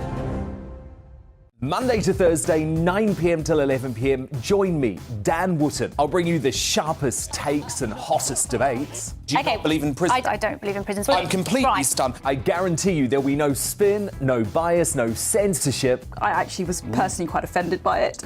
And no reason to go to bed. So I guess they've always been quite woke. That's Dan Wootton tonight on TV, radio and online. Monday to Thursday from 9 p.m. till 11 p.m. on GB News. The People's Channel, Britain's news channel. Hello, I'm Michelle Dewberry, and you can join me every weekday 6 till 7 on Jubes and Kerr. You're an inspiration to us all. Click that bit up. Well, you are. That's my ringtone. My political ambitions those days are gone, I can tell you. She's only teasing. Go on. He's probably going to want to lay down now. I'll give him 2 minutes to have one. Let's respectfully disagree. That's what we like on Jubes and Kerr. Come and join us. GB News, the People's Channel. Michelle Dewberry, weekday evenings at 6 o'clock. I'm Simon Evans. Join me on GB News for Headliners at 11 p.m. What's the scoop? I'll be joined by 2 of the country's top comedians. That's right. As we take a look at tomorrow's newspapers tonight. We're going to get into trouble. If it's a big story, we'll be covering it. Spill some tea on him. There we go. But we'll also have some fun. I wouldn't stick up a bank. My father didn't love me. So anyway, Headliners every night from 11 on GB News, the People's Channel, Britain's news channel. We are GB News, the People's Channel. And right across the United Kingdom. You can find us on Sky Channel 512. Virgin Media Channel 604. Freesat Channel 216. Freeview Channel 236. And YouView Channel 236. You can also take us with you on DAB Plus Radio. With the GB News app and at the website gbnews.uk. we're absolutely everywhere. Come join us on GB News, the People's Channel, Britain's news channel.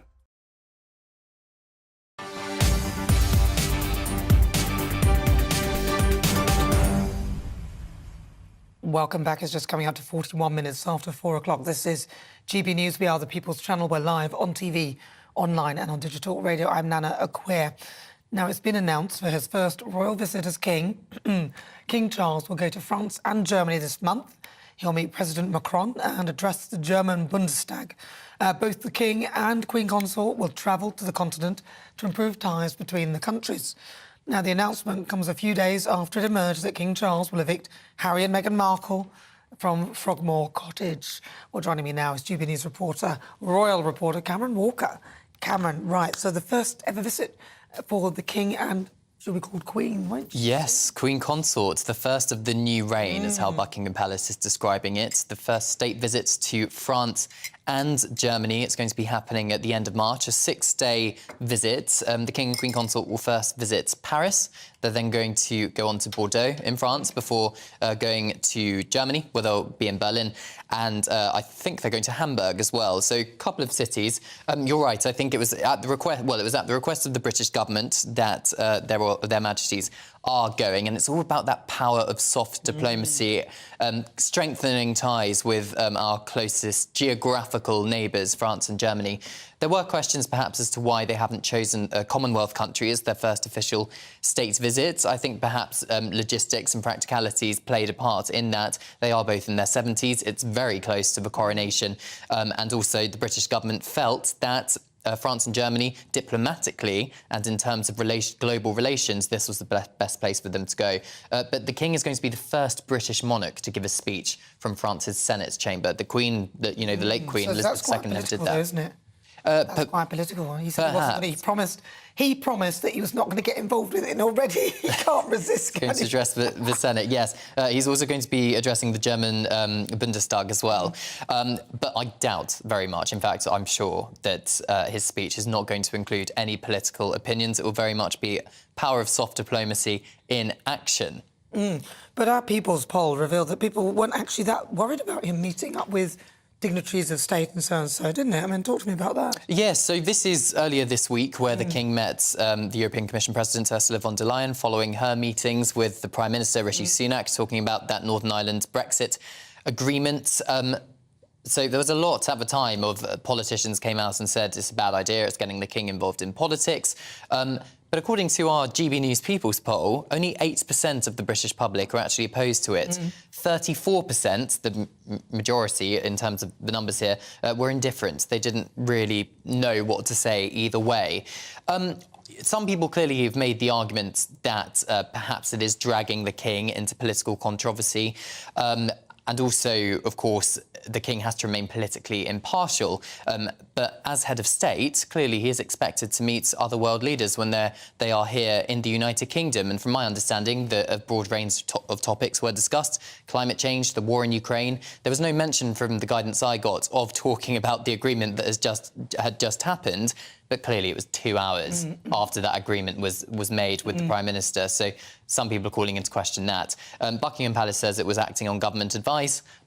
Downing Street sources are actually implying that it was the palace decision and it's up to the palace for His Majesty to meet Ursula von der Leyen. So I'm afraid it's a little bit of he said, she said. But the majority of people, they were in favour of it, weren't they? So 33% neither supported or opposed it. 25% of the public supported King Charles's meeting and 34% said they didn't know or preferred not to say, but only 8% were opposed to it. Interesting. And, of course, Harry and Meghan. Yes, the gift that keeps on giving. Yes. So not Buckingham Palace. Harry and Meghan's spokesperson confirmed to me that they have been asked to leave Frogmore Cottage. That happened a couple of days ago. But today, the Mirror is reporting that the decision was made the day the King made the decision to sign off on the Crown Estate's idea that Harry and Meghan should be kicked out of the cottage. Essentially, the Crown Estate owns Frogmore Cottage on the Windsor estate. But this happened the day after Harry's memoir was released, Spare, and clearly in that memoir he makes quite serious allegations against the Queen Consort in particular, accusing her of leaking stories, saying she's dangerous, saying that he urged his father Charles not to marry her. All of this has not been, Buckingham Palace have not made any comments on that, but we'd always been led to believe that Camilla would be Charles's red line. And it looks as if, from the timing of the decision the King made, that Harry has crossed the line. Spare room, please. That's not funny. Yeah, but you see, he should know, right? He is defending his woman. Harry is defending his woman as King Charles is defending his woman. So that is why Harry went off to the States, and that is why, in my view, King Charles is protecting Camilla. That's what... I think it just... I mean, if that is it. If it is a snub, do you think it's a snub?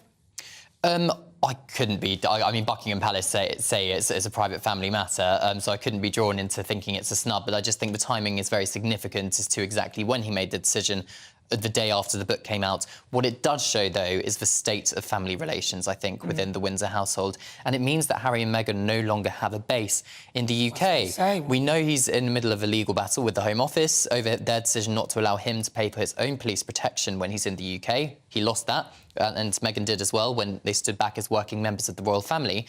Frogmore Cottage is on the guarded perimeter of the Windsor estate with armed police protection. Now they no longer are going to have Frogmore Cottage. They, in theory, don't have a safe place in the UK, or at least I'm sure that's the argument their team would make. And his coronation, doesn't it coincide with a birthday? Archie's birthday. I think it's Archie's birthday, is the 6th of May, which happens to be Coronation Day. And we still don't know whether Harry and Meghan are going to get an invitation. I'd be highly surprised if they didn't get an invitation. I think they will get one. Whether or not they turn up is a different matter, particularly after we've now found out that Harry and Meghan are being asked to leave Frogmore Cottage around the time of the coronation. But we'll have to wait and see. I know for a fact invitations have not gone out as of yet.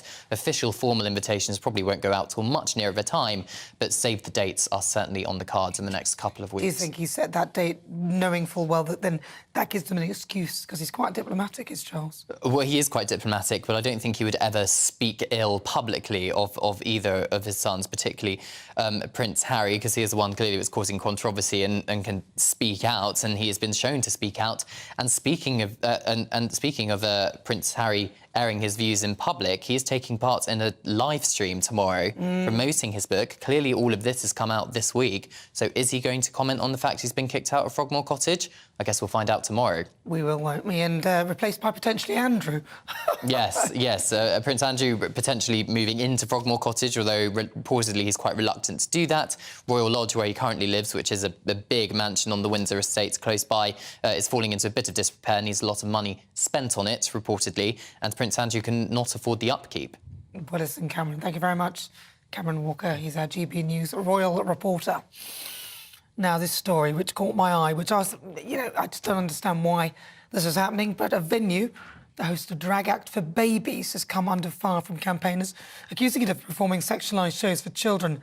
Kaba Baba Rave, held in London, was marketed as a drag show designed specifically for toddlers, but has drawn the ire of many who see the performance as sinister and sexualisation of entertainment for even tiny kids.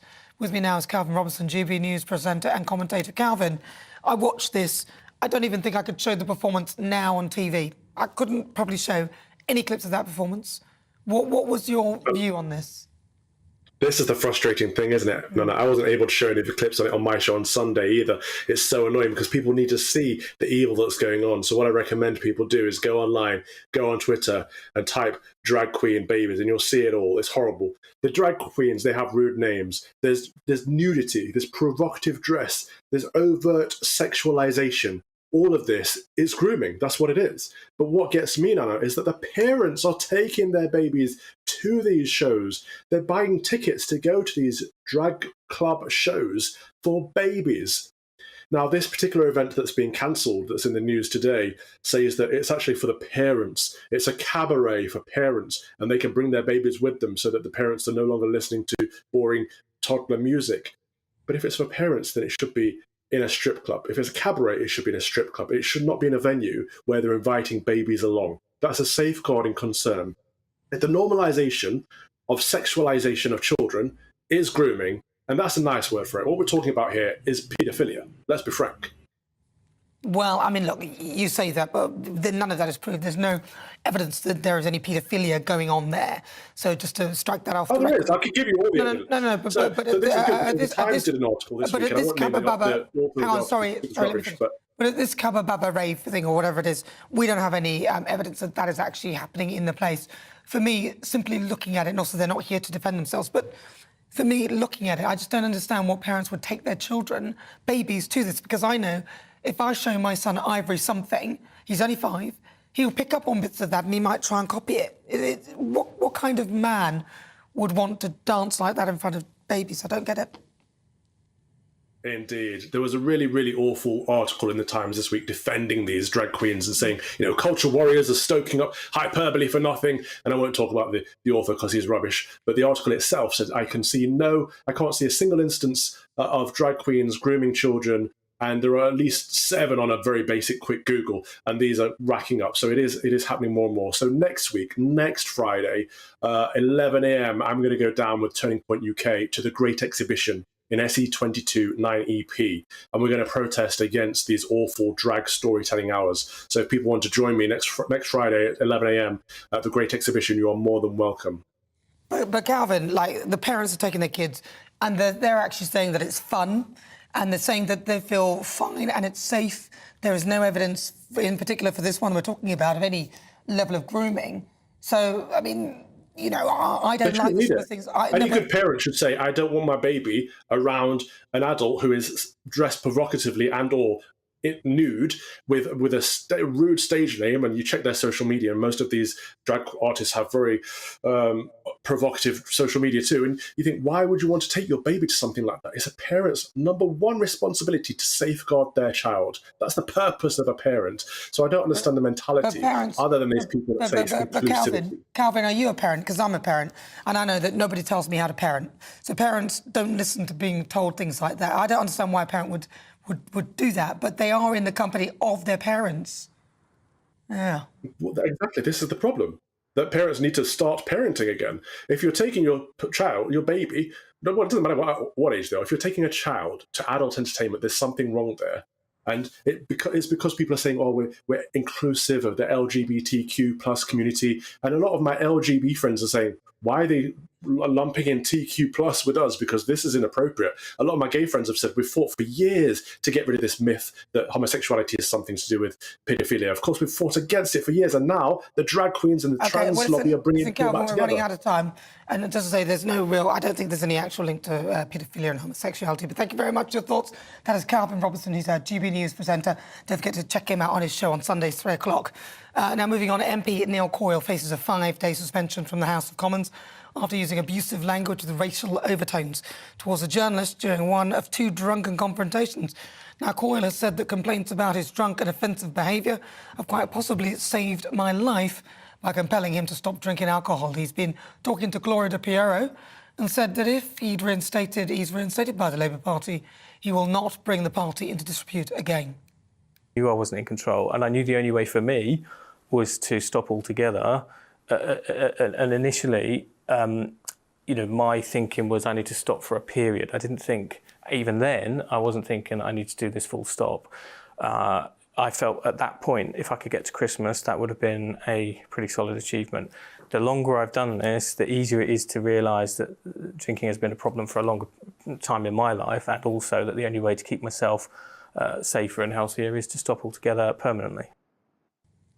And of course, you can watch the full interview on GB News show Gloria Meets, where you'll find out who the person behind the politician is. That's every Sunday after my show between 4 and 6. She's on at 6 o'clock. Now, after the break, we'll hear from Boris Johnson after a report into Partygate was released. And I can't wait for this. We're going to celebrate Cornish Pasty Week. Yes, I can't wait. See you in a couple of minutes. Hello again, it's Aidan McGivern here from the Met Office. There's a lot of cloud across the UK once again today, but some brighter spells are coming through, especially across Scotland, and it turns colder this weekend. The cold air is waiting to the north of the UK. High pressure, though, clinging on for the time being before it moves towards Greenland, allowing that cold air in. And with that high pressure, we've got areas of cloud floating around. The best of any brightness really is across central Scotland, and some of those cloud breaks will drift into northern and northwestern parts of England overnight. A few breaks elsewhere, but actually it's another largely cloudy night, and as a result, it's another relatively frost-free night for many. 3 or 4 Celsius where we keep the cloud, but where we lose the cloud, temperatures dipping below freezing. So, for example, western Scotland, northwest England, a touch of frost to begin things this weekend. That's where the brightest skies will be once again. Even where we've got the cloud, actually, it's going to be relatively bright, and most places will be dry, but there are some showers from the word go across northern Scotland, and showers will increasingly affect eastern parts of England, especially through Yorkshire into Lincolnshire and East Anglia. Temperatures, just as they've been all week, around 7 to 9 Celsius, but feeling quite chilly, I think, on that North Sea coast where we've got showers, where we've got the breeze from the northeast. Into the evening on Saturday, an uptick in the showery activity for northern Scotland, and a few showers elsewhere across some central and western parts of the UK. And you can see the winds are changing direction at this point, so 0 degrees there for Lerwick and 2 to 4 Celsius elsewhere, although where we do get clear spells, once again, a touch of frost as we begin Sunday. But I think Sunday, another largely cloudy day across the UK. A few more showers scattered about, especially northern and western Scotland, western parts of England and Wales. And those showers will drift south. Now, during Monday, as those showers move south, they'll turn sleety. Tuesday, more widely, much colder air.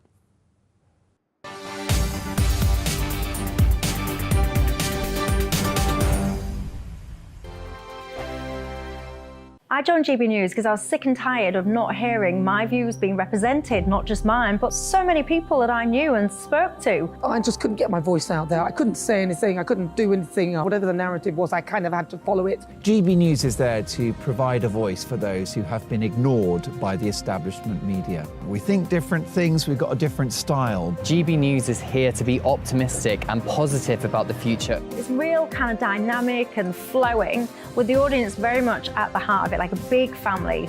Here at GB News, we talk about the things that matter to you. Hearing the voices from right across our towns and cities, especially our towns. All sides of the argument represented with a heavy dose of opinion. We're on a mission here to make a difference. And the GB News family really is here for you, and whatever time of day you can watch or listen. Britain's watching. Britain's watching. We're proud to be GB News, The People's Channel, Britain's news channel. Westminster is going around in ever-decreasing circles, followed by the media. Britain is broken. How on earth did we get into this mess? But more importantly, how do we get out of it? Join me at 7 p.m, Mondays to Thursdays on Farage, here on GB News. We will have open, rational debate. We've got to work out how Britain moves forward from this. Join us here on GB News, the People's Channel. Britain is watching. You've probably seen politicians interviewed 1,000 times, but we do it differently. We find out who they really are, we don't shout, we chat, and hopefully we bring a bit of light, not just heat. Did you know Kate Moss? Apparently. Do you have a pair of jeans or a pair of jeans? No, of course I don't. What would I do with them? My friends are like, oh my God, what's she doing now? Join me every Sunday at 6 for Gloria Meets, only on GB News, the People's Channel, Britain's news channel.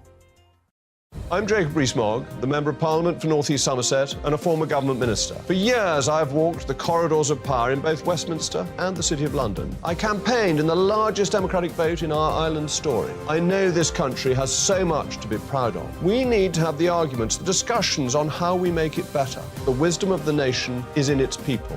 Vox Populi, Vox Dei. That's why I'm joining the People's Channel. Join me Monday to Thursday at 8 p.m. on GB News, Britain's news channel. I'm Mark White. As GB News Home and Security Editor, I cover those key issues that are so important to you. Our authorities, our communities doing all they can to combat violent crime. With the public services under unbearable strain, why are we still failing to control our borders? Defence, the first priority of any government, has been continually hollowed out. Can we trust our politicians to protect the armed forces? Join me, Mark White, on GB News.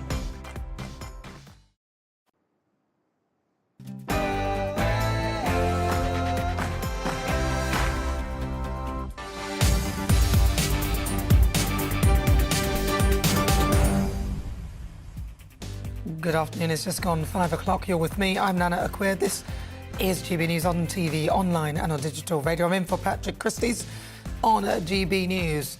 Just when you thought that Boris Johnson would quietly slip into the shadows and perhaps his only worry would be opposing Rishi Sunak's deal with Ursula von der Leyen. Remember the way she looked with her pussycat sort of eyes towards Rishi? Well, Partygate is back on the agenda, a reoccurring nightmare for Boris. The cross-party committee released their Partygate report a day after Sue Gray, who led it, accepted a job with the Labour Party. You simply couldn't make this up. Boris has come out fighting, saying there's no evidence. He knew that he was breaking the rules. But that's all one thing, no gap. There's no evidence he knew that he was breaking the rules. And then with the King giving the boot to Harry and Meghan, evicting them from their rural home of Frogmore Cottage, we'll be speaking to the mum who set the cat amongst the pigeons on World Book Day, dressing her son up as Prince Harry. And there's a real treat at the end of the show as we celebrate Cornish Pasty Week. Get in touch as ever, email gbviews@gbnews.uk or tweet me at gbnews. But first, let's get your latest news headlines with Aaron Armstrong.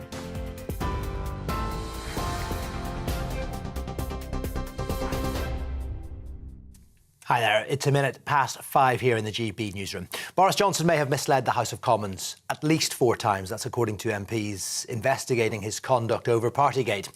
The Commons Privileges Committee says breaches of coronavirus rules in Downing Street would have been obvious to Boris Johnson at the time. The former Prime Minister will give evidence about Partygate and about whether he lied to Parliament at the committee inquiry on the 20th of March. Mr Johnson says it was his belief the rules and guidance had been followed, and there's no evidence he did mislead Parliament. The reason there's no evidence to show that I must have known or I must have believed that illegal events were taking place is because I didn't. And I thought we were fighting COVID to the best of our ability in very difficult circumstances in Number 10, in the Cabinet Office, night and day.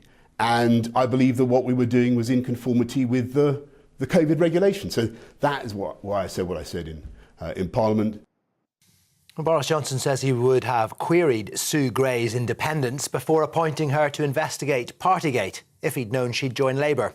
The senior civil servant, who's been appointed Sir Keir Starmer's new Chief of Staff, found widespread rule-breaking in Number 10 and found Mr Johnson had broken the rules. He was fined by police. As a result, Labour say Mr Johnson is using the appointment to vindicate himself after he was ousted over a series of scandals.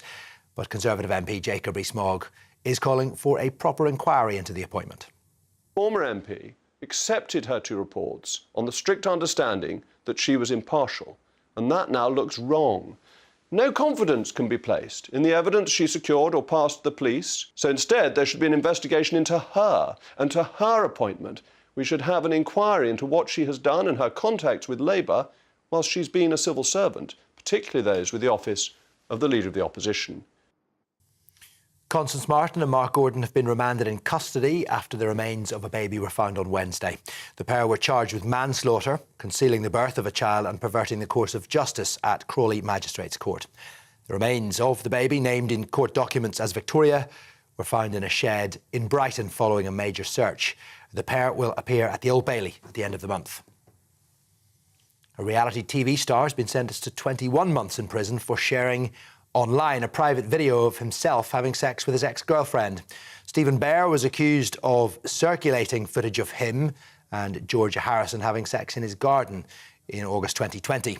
The 28-year-old Miss Harrison, who's waived her right to anonymity, says she demanded the clip never be shared. Bear, who denies all charges, was found guilty of voyeurism as well as disclosing private films with intent to cause distress. Miss Harrison says she's relieved it's over. Today's sentence is a vindication of what I've been put through and sends a clear message that the police and the courts take this matter very seriously. I want to let all other victims of this crime know that I stand in solidarity with them and I have absolutely no regrets on waiving my anonymity. I hope that this puts anyone off committing this sort of crime, and I hope for anyone else who's been victim of it, it gives them some sort of justice. Mourners have lined the streets to pay respects to Leah Croucher, whose body was found in a house in Milton Keynes 4 years after she disappeared. A cortege for the 19-year-old has passed through Furtston in a public funeral procession.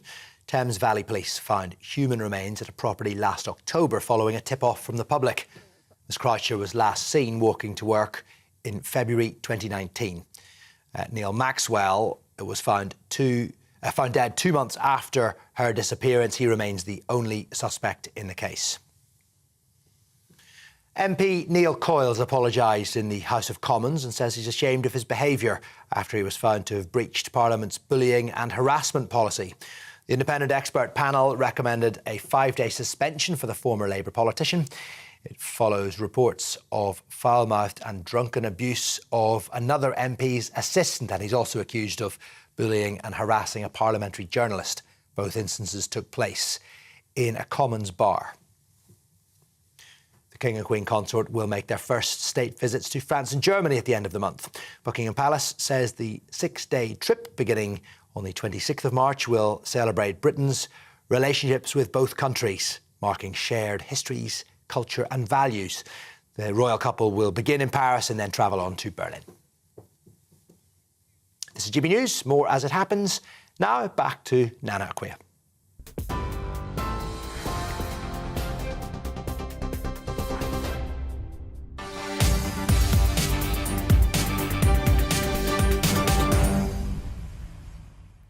Good afternoon. Welcome on board. This is GB News on TV, online and on digital radio. I'm Nana Akua. Now, we've got lots to get through between now and 6. Let's start with the latest developments in Partygate. And Boris Johnson says that the Commons inquiry into whether he lied to MPs over Partygate had found absolutely no evidence to suggest that he knew the rules were being broken. In an interview, Mr Johnson said, "What is so interesting about the report today is that after 10 months of efforts and sifting through all the innumerable WhatsApps and messages, they have found absolutely no evidence to suggest otherwise." MPs on the cross-party committee say that COVID rule breaches in Downing Street would have been obvious to Boris Johnson, and the inquiry is looking into whether Johnson lied to MPs. The Privileged Committee said that the Commons may have been misled multiple times, and the former Prime Minister will be questioned by the committee later this month.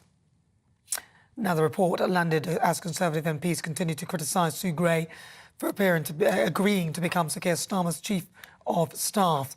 With me now is political commentator Emma Webb. Emma, thank you for joining me. Emma, the optics, they don't look good, do they?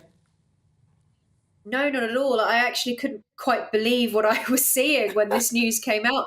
This appointment is frankly so absurd. It's completely mad. I think many people are quite rightly, including Jacob Rees-Mogg, have said that this is grounds for an investigation, because obviously this brings into question the impartiality not just of Sue Gray, but of the civil service as a whole. Because, of course, Sue Gray's son, he's involved with the Labour Party in Northern Ireland. The KC who was involved in the Partygate report and actually encouraged people to join the Labour Party. Jacob Rees-Mogg pointed out that this man had actually provided a link through his Twitter encouraging people to go and join. So the fact that Sue Gray has gone and done this so soon after the Partygate report came out, I think is really very questionable, because how long have these negotiations how long have they been discussed? How long has this been taking place? We should have an investigation so that we can see what her communications have been with the Labour Party, but also with the Labour Party's office, because this leader's office, because this brings into question the necessary impartiality of the civil service, and it also brings into question her own integrity. I mean, she was supposed to be the head of ethics and propriety. So the fact that she's blocked other people from going on to have certain appointments in the House of Lords or elsewhere. And then she's going to take up this role after having been privy to so much sensitive information that, of course, she can't just, turn a switch in her brain and forget all of that information when she goes to work for Keir Starmer. She has privileged access to information that could help the Labour Party. And it really brings into question the impartiality of the report. So that's not to say that there's been no wrongdoing, as James O'Brien on LBC has tried to undermine critics of Sue Gray by suggesting that the police had issued these fines anyway. But that's completely besides the point. He's missing exactly why this is of such a broader concern, because, of course, many of us have known for a very long time that the Brexit, there have been issues to do with, as this KC was himself a Remainer, there have been issues to do with partiality around Brexit, political partiality. The British public deserve to know what has been going on here. And I think Jacob Rees-Mogg is absolutely right that we should have an investigation into this and a proper inquiry, though maybe not, as he suggested, led by Boris Johnson. Well, I mean, the irony, as you say it, would be, it'd be slightly more balanced if it was, to be honest. Seeing as, I've heard people saying it feels like a left-wing cabal, a group of people who all have vested interests, all of which seem to be against Boris Johnson in positions of power, that have brought this Partygate to the surface and kept it on the surface and ensured that he is out of office as a result of it. Do you buy into Boris saying that he simply wasn't aware of things? Do you buy into that? I think that the Partygate, for me personally, I think what it suggests is that the government didn't really think that coronavirus was as serious as they frightened the public into believing. And for me, that is the main concern. I know that there are lots of people who are also angry about the hypocrisy. My own grandmother spent the last years of her life locked in a care home while they were having tea and biscuits and whatnot. So, look, I understand that people are very angry about this, but on the other hand, there are even people on the left. There are people like Aaron Bastiani, who was on GBNews, himself saying that this appointment looks really awful because it does bring into question the impartiality of the civil service. It seems to be a breach of the civil service's own code. So, I think that we have to take a step back from all of the heat around the lockdown debate, around Partygate, and we need to take a serious look at how these civil servants are behaving. And it's so surprising from Sue Gray, of course, because she's known for having so much integrity. It seems strange that she wouldn't realise that this appointment is going to bring the civil service into disrepute. So I think this needs to be a non-partisan issue. We need to take a step back from the party politics here and recognise that this is this is fundamentally to do with the trust of the British public and the trust that they can have that civil servants are impartial in the way that they must be, because it's absolutely necessary constitutionally for the functioning of this country that civil servants are not partisan, and this brings all of that into question. And it's done in plain sight as well. Interesting that they thought that that would be a good look. Emma, thank you very much. That's Emma Webb. She's a political commentator. Now, there's been plenty of fallout from the report into Partygate and the appointment of Sue Gray as Sir Keir Starmer's Chief of Staff. I'm joined now by political reporter Catherine Forster, who is in Downing Street. So what developments can you bring to light for us, Catherine? Yes, well, the row rumbles on, doesn't it, after the revelation that Sue Gray of Partygate inquiry was to be Keir Starmer's Chief of Staff. Today, of course, the big news is that the Privileges Committee is to interview Boris Johnson at long last, the week beginning March the 20th, about whether or not he misled Parliament, either knowingly or unknowingly, about the gatherings that took place in number 10 behind me during the various lockdowns. Now, the Privileges Committee consists of 7 MPs. It's led by Labour MP Harriet Harman, but the majority of them are Conservative. There's 4 Conservatives on it.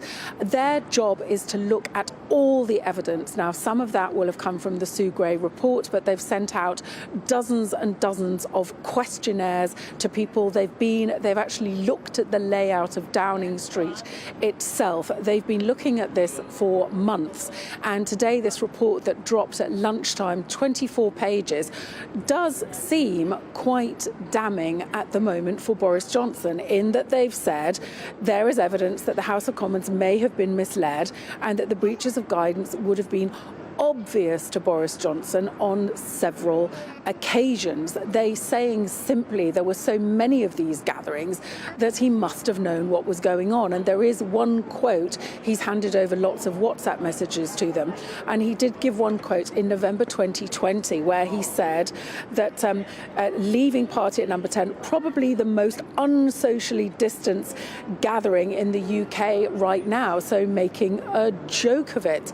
But Boris Johnson this afternoon has come out absolutely defiant, basically saying nothing to see here, saying I didn't realise I was doing anything wrong because nobody told me. I assumed that I was following the rules because nobody told me otherwise.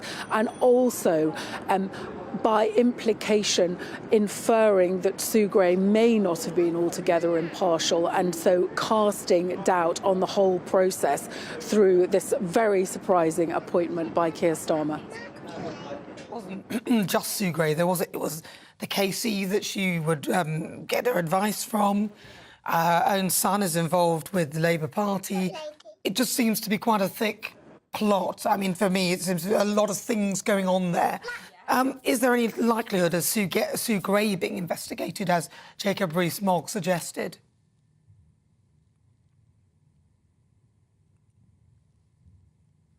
Oh, we just lost Catherine, which is a shame because I'd like to find out what the deal would be there. We'll try and catch up with her. But with me now is Sue Cox and Brian Dugan, both great British voices. Right, let's start with you. Hello, Brian and Sue. Nice to see you both. I'm going to start with you, Sue, because you look quite serious on this one. What are the optics like to you on this? You're hearing Sue Gray, who's now going to join the Labour Party, as a very high-up position, yet she was in charge of ethics and also in charge of the investigation into Partygate. Absolutely. When I heard it last night, that's exactly what I thought. I thought, how can there be any credibility in her report? I think, I mean, I've got some notes here, and a lot of it is what Emma's saying. So what I will say that hasn't been said, that I think the initial Partygate investigation was a witch hunt against Boris. I think we all know that Keir Starmer had beer and curry, and he wasn't investigated. And I think from the findings of the report, where Sue Gray says, I'll quote, the report's failings in leadership and judgment at number 10 and the Cabinet Office, and the gatherings represent a serious failure to observe high standards expected of government. I think what she has done now, defecting from effectively investigating her boss to taking a very high-ranking job with Keir Starmer. You know, your affiliations with a political party do not change that dramatically. You know, you can't just go from one to the other. Well, Sue probably thinks she can, but Keir Starmer was eventually investigated, but we had to push that. Brian Dugan, what do you think? I think it's very convenient to be attempting to see this as some kind of panacea, and it's a smokescreen, essentially. There are other reports, such as the interim report today that's come out by the Privileges Committee, and that's pretty damning. Never mind Sue Gray, what she has investigated. And we don't need to just look at Sue Gray and what she has come out with. We just need to go back to the detail. Jack Doyle has nothing to do with the civil service or nothing to do with Sue Gray. And he, as the then communications director in Number 10, said that what he saw didn't bear up to the rules as they were in place at that time. So I think to see this as some kind of panacea, it's the usual subterfuge by Boris Johnson and for Jacob Rees-Mogg to come out and say that perhaps he should head up the investigation into Sue Gray, insults our intelligence. Well, you might say that, but Sue Gray headed up the investigation and now she's hopping off to the Labour Party. So I'd say that is a bit of an insult. Thank you very much, Brian and Sue. Right, let's get back to our political reporter, Catherine Forster, who's in Downing Street. Catherine, sorry, we lost you. Where were we? Oh, yes, we're likely to be getting an investigation into Sue Gray, seeing as she's suddenly sort of changing sides or going to a side. Well, I know there's calls for that, for Jacob Rees-Mogg specifically, has very loudly requested that, and also for Rishi Sunak to block the appointment.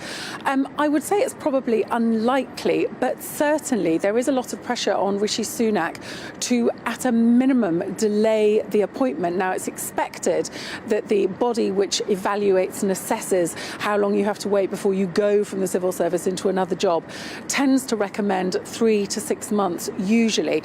But Rishi Sunak could push that if he wanted to, up to 2 years. Now, of course, the reason Keir Starmer wants Sue Gray is she has huge in-depth knowledge of the way government works, the way Whitehall works, that's massively valuable to him. So if Rishi Sunak was to push it for 2 years, that would be after the next election. So presumably, much of the benefits of having Sue Gray then would be taken away. But it will be interesting to see what happens. And there are being questions asked now about, obviously, while she's been working as a had meetings with Sir Keir Starmer about this potential role, should she have declared those in the interest of transparency. It appears that she hasn't. Catherine, well, I'd like to see all the correspondence. Catherine Forster, thank you very much. She's our GB News political reporter. Perhaps Sue Gray's WhatsApp messages needed to be taken a look at. Right, well, new releases from the lockdown files show that Matt Hancock told aides that they should get heavy with police on enforcing restrictions. Hancock feared that officers were not doing enough to stop people from breaking the rules in August 2020. So with me now is Norman Bremen, who is the former London police officer. Norman, thank you very much for joining me. OK, so what is your view on this then? Because Hancock is saying that, we need to get heavy, the officers need to get heavy, and he's putting pressure on the officers. Talk to me about that. Well, policing really have nothing to do with politics. Policing in general is kept away from politics. However, a phenomenon hit the UK, and in fact it hit the world. And eminent scientists and other relevant people informed the government that unless there was a national lockdown for a period of months and possibly further periods, tens of thousands of people would die. So the government brought in emergency measures, and through to the police, all this new legislation that was thought of overnight for frontline officers to get on with. And the police did their best. we had quite a belligerent society. We still have got a belligerent society. And there were hundreds of thousands of people that decided to break the lockdown rules. I do agree there were some unsavoury sites. There was some overzealousness on behalf of the police. But the police primarily role is this. It's to keep the peace, protect society, and save lives. And when police are told that possibly tens of thousands of people could lose their lives, the burden is put on them to ensure that people comply with the COVID regulations. And that's why 114,000 got fixed penalty tickets. But let's be honest about it. I know from speaking to frontline officers across Britain, hundreds of thousands of people were just told to go home and no further action was taken, and they complied. Do you think there's a lot of this sort of hindsight going on, people looking at it afterwards and saying, oh, this, that and the other, when actually, if you put yourself back in the place at that time, the police did quite a good job? They did. In fact, what you've just said is exactly what I posted tonight on social media. I said, isn't it great? You know, we had COVID where, just supposing, for example, we flip side this and tens of thousands of people died more on top of what did die, then the police will be blamed for not coming down strong enough.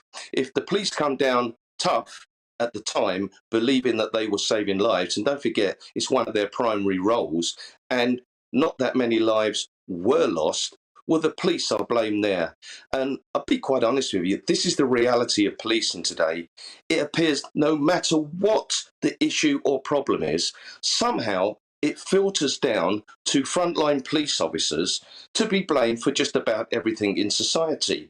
And I will say this again, is that I have never seen such a discord between the public and the police. And don't forget, the police are the public are the police.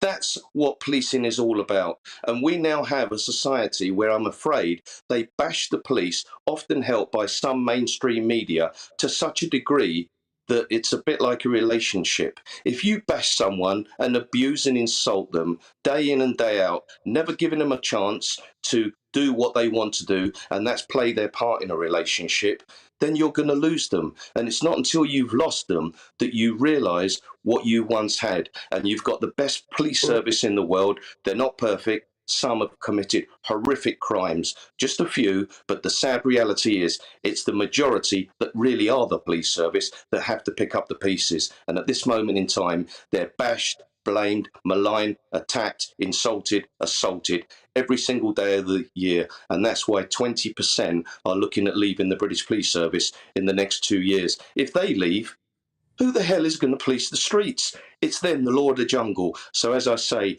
let's not lose the best police service in the world. Let's brush ourselves down. We learned a lot from COVID. The police did, the government did, the public did. I lost 3 people during COVID. I don't blame the government. The government did possibly the best they could. Yes, in hindsight, it could have been dealt with so much more. But how many people like you and me would have thought, do you know what?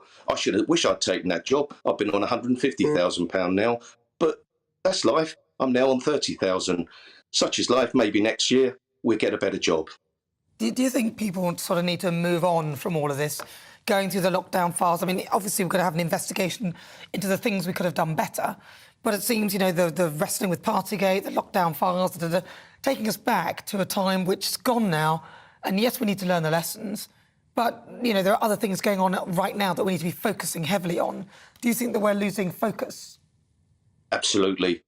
We've lost our way. We've been distracted. There can't be many people in Britain now that are not waiting for an operation, that can barely pay their bills, barely pay their mortgage, that really are in dire straits.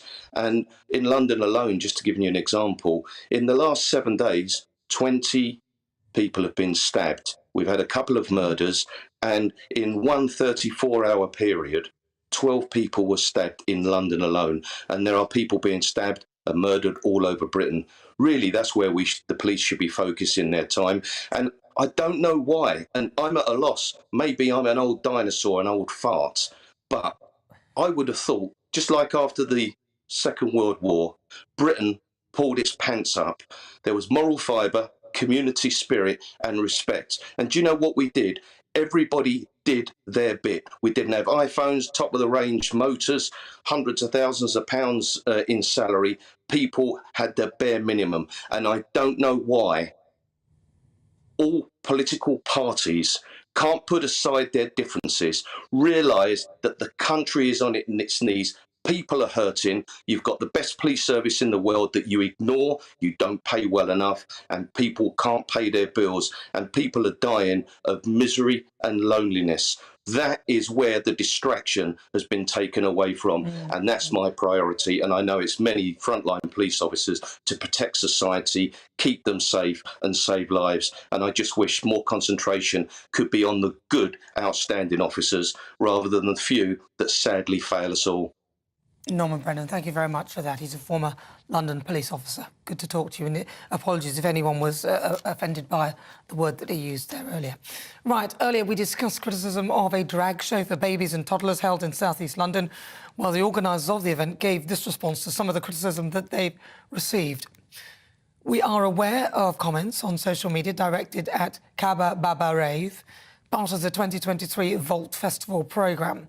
Now, the cabaret show is designed for parents with sensory moments for babies and is a fun and welcoming space for parents with young babies. Vault Festival exists to support live performance and artistic talent and is proud to platform events that are welcoming to and accessible for all, with audience safety always a top priority. We stand against the inexcusable threats of violence and assault against our programmed artists, our staff, and directed at the LGBTQIA+ community, and are supporting the affected artists. Well, after the break, we'll meet the mother who dressed her child as Prince Harry for World Book Day. I'll see you in a few minutes.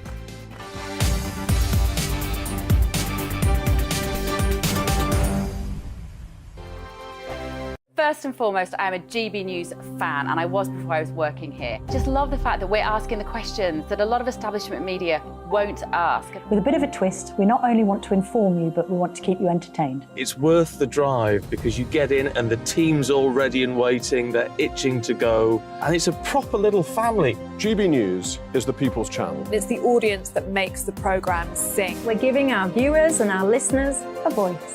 I see the thousands of your letters, tweets, emails, you name it, coming in. Britain is broken. How on earth did we get into this mess? But more importantly, how do we get out of it? The establishment had their chance. Now we're here to represent you. It's time for something different. It's time for GB News. I'm very patriotic. I believe in Britain. Our best days lie ahead. Britain's watching. Britain's watching. Join us here on GB News. The People's Channel. Britain's news channel. Hi, Andrew Pierce here. Join me every Friday lunchtime for a proper no-nonsense debrief of the week's events. With special guests in the studio and the GB News team on the ground, I'll be getting you up to date with news, some intelligent discussion, and my own sharp take. The weekend starts here with me every Friday lunchtime on GB News, the People's Channel, Britain's news channel. I'm Michael Portillo. Join me on GB News on a Sunday morning for topical discussion, debate, arts and culture, and sometimes even some ethical dilemmas. I don't always agree with you, Michael. Michael Portillo, Sundays on GB News, the People's Channel, Britain's news channel. I'm Andrew Doyle. Join me at 7 o'clock every Sunday night for Free Speech Nation, the show where I tackle the week's biggest stories in politics and current affairs with the help of my two comedian panellists and a variety of special guests. Free Speech Nation, Sunday nights from 7 on GB News, the People's Channel, Britain's news channel. Here on GB News Live, we'll be keeping you in the picture, finding out what's happening across the country and finding out why it matters to you. We'll have the facts fast with our team of reporters and specialist correspondents. Wherever it's happening, we'll be there from 12 noon on TV, radio and online. GB News, the People's Channel, Britain's news channel. Join me, Patrick Christys, Monday to Friday, 3 till 6. We tackle the day's news agenda like you've never seen before. It's high tempo, high octane, the most controversial topics and the best guests. You will not be able to take your eyes and ears off it. I'm not afraid to ask the questions that you really want answered. 3 till 6 p.m, Monday to Friday on GB News, the People's Channel, Britain's news channel. Join me, Lawrence Fox, on GB News. Frank, fun, fearless, and sometimes serious. Much as I love a Friday night punch-up, what I really want is a battle of ideas. I want to look at things differently. I want to hear different voices and engage with your unique experiences. Every Friday at 7 p.m. on GB News.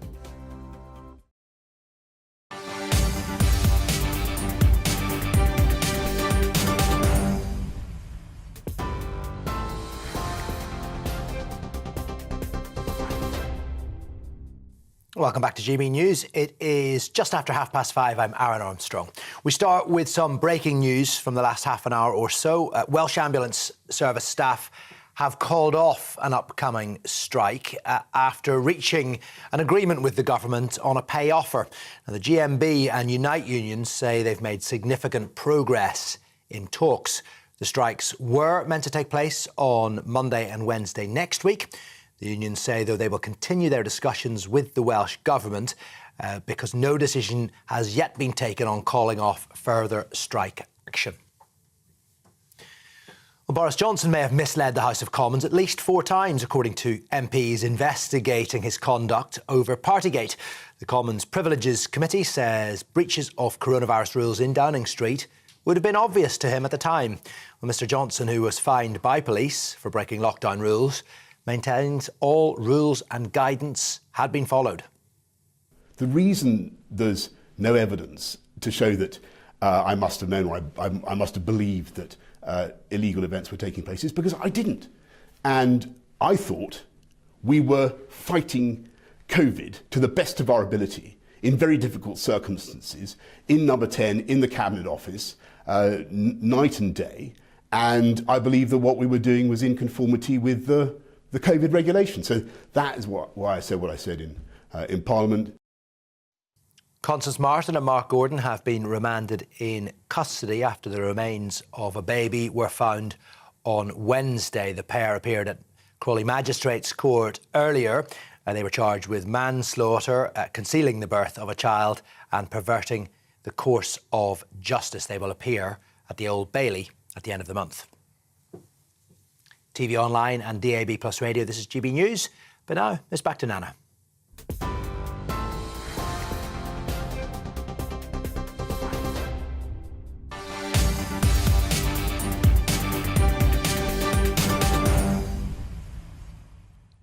Good afternoon. It's coming up to 35 minutes after 5 o'clock. This is GB News on TV, online and on digital radio. I'm Nana Aquare.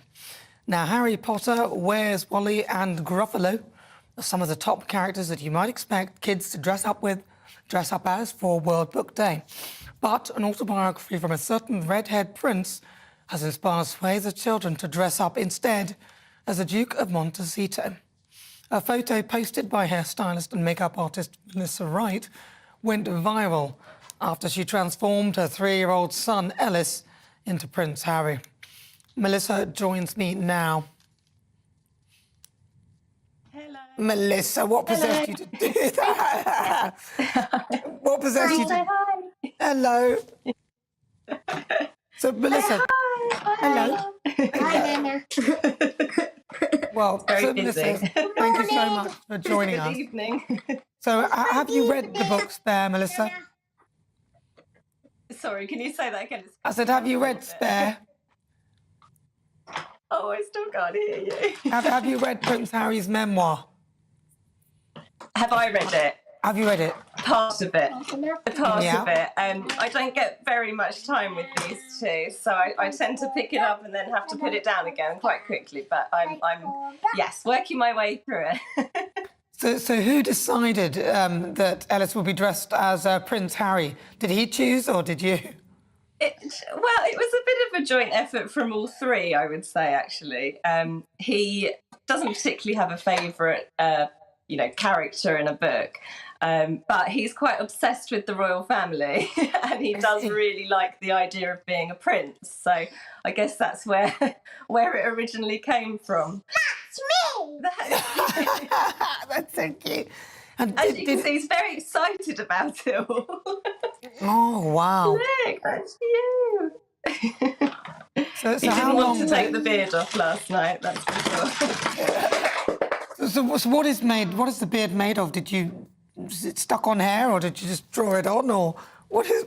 Well, so it was like a spray colour, like a face painty kind of one, and then the beard and the moustache were face paint. Although it still didn't come off that easily after 2 hair washes. But no, you enjoyed it. Still got a bit in there, haven't you? And he sat quite patiently. He sat patiently whilst you did it. Oh, sorry, I can't hear you again. I said, and he sat very patiently whilst you did it. It did, to be honest, it didn't take very long. Really?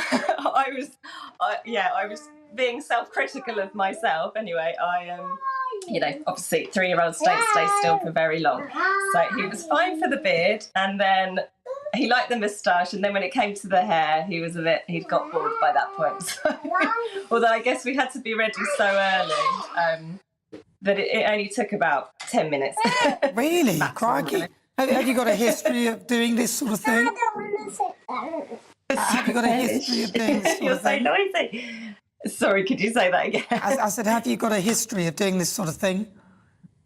Yeah, I've got a makeup page. So actually, my daughter's Auntie over here. I've done, some quite good costumes, I think, over the years.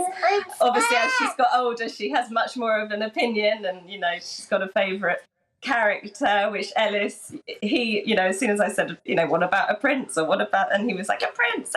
So, yes, my makeup page, I've got quite a lot of outfits, haven't we? Yeah. Hello. Well, listen, although she was most upset that he got all the attention and she didn't. Well, listen, Melissa, thank you so much for joining me. It's good to talk to you. Thank you. And congratulations to Ellis for winning his competition. Very cute. That is Melissa Wright with her children, and of course her son won that wonderful, won the World Book Day for dressing up as Prince Harry, or at least having his face painted in that manner. Right after the break, I'm going to find out all about Cornish Pasty Week. I might even enjoy one of the pasties myself. Coming up.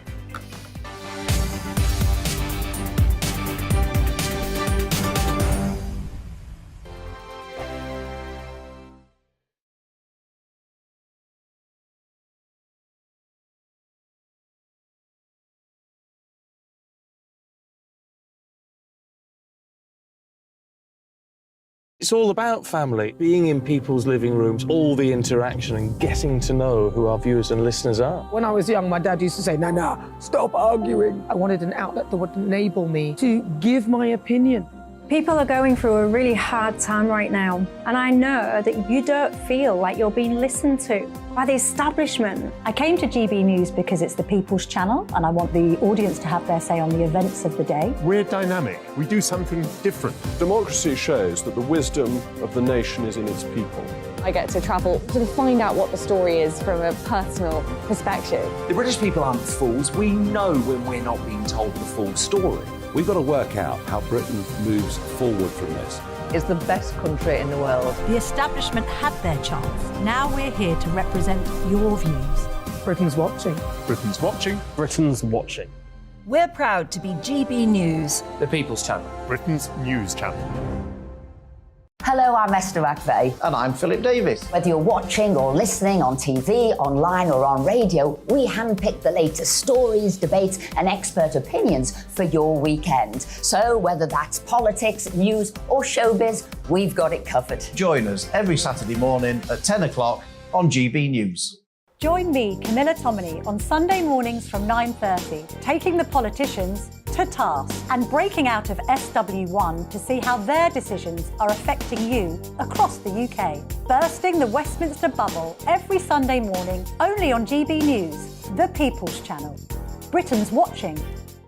GB News has its own late-night paper preview show, Headliners, where comedians take you through the next day's top news stories. You don't have to bother reading the newspaper, we've got it covered for you. Headliners, every night at 11 p.m. and repeated every morning at 5 a.m. We won't send you to sleep like some of the other paper review shows out there. GB News, the People's Channel, Britain's news channel. Join me, Nana Akue, Saturday and Sunday afternoons on GB News. Expect fiery debate and passionate discussion as me and my panel tackle some of the biggest topics hitting the headlines. It's a place for everyone's opinion. No one gets cancelled, but no one gets an easy ride. Oh, she's on it today! Be ready for conversations that are fierce, frank, and of course, fun every Saturday and Sunday afternoon from 4 p.m. on GB News, the People's Channel. We are GB News, the People's Channel. And right across the United Kingdom. You can find us on Sky Channel 512, Virgin Media Channel 604, Freesat Channel 216, Freeview Channel 236, and YouView Channel 236. You can also take us with you on DAB Plus Radio, with the GB News app and at the website gbnews.uk. We're absolutely everywhere. Come join us on GB News, the People's Channel, Britain's news channel.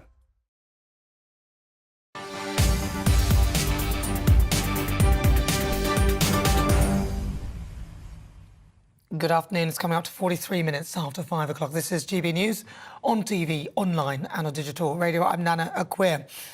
Now, King Charles has given the boot to Harry and Meghan and is evicting the Sussexes from their UK home at Frogmore Cottage.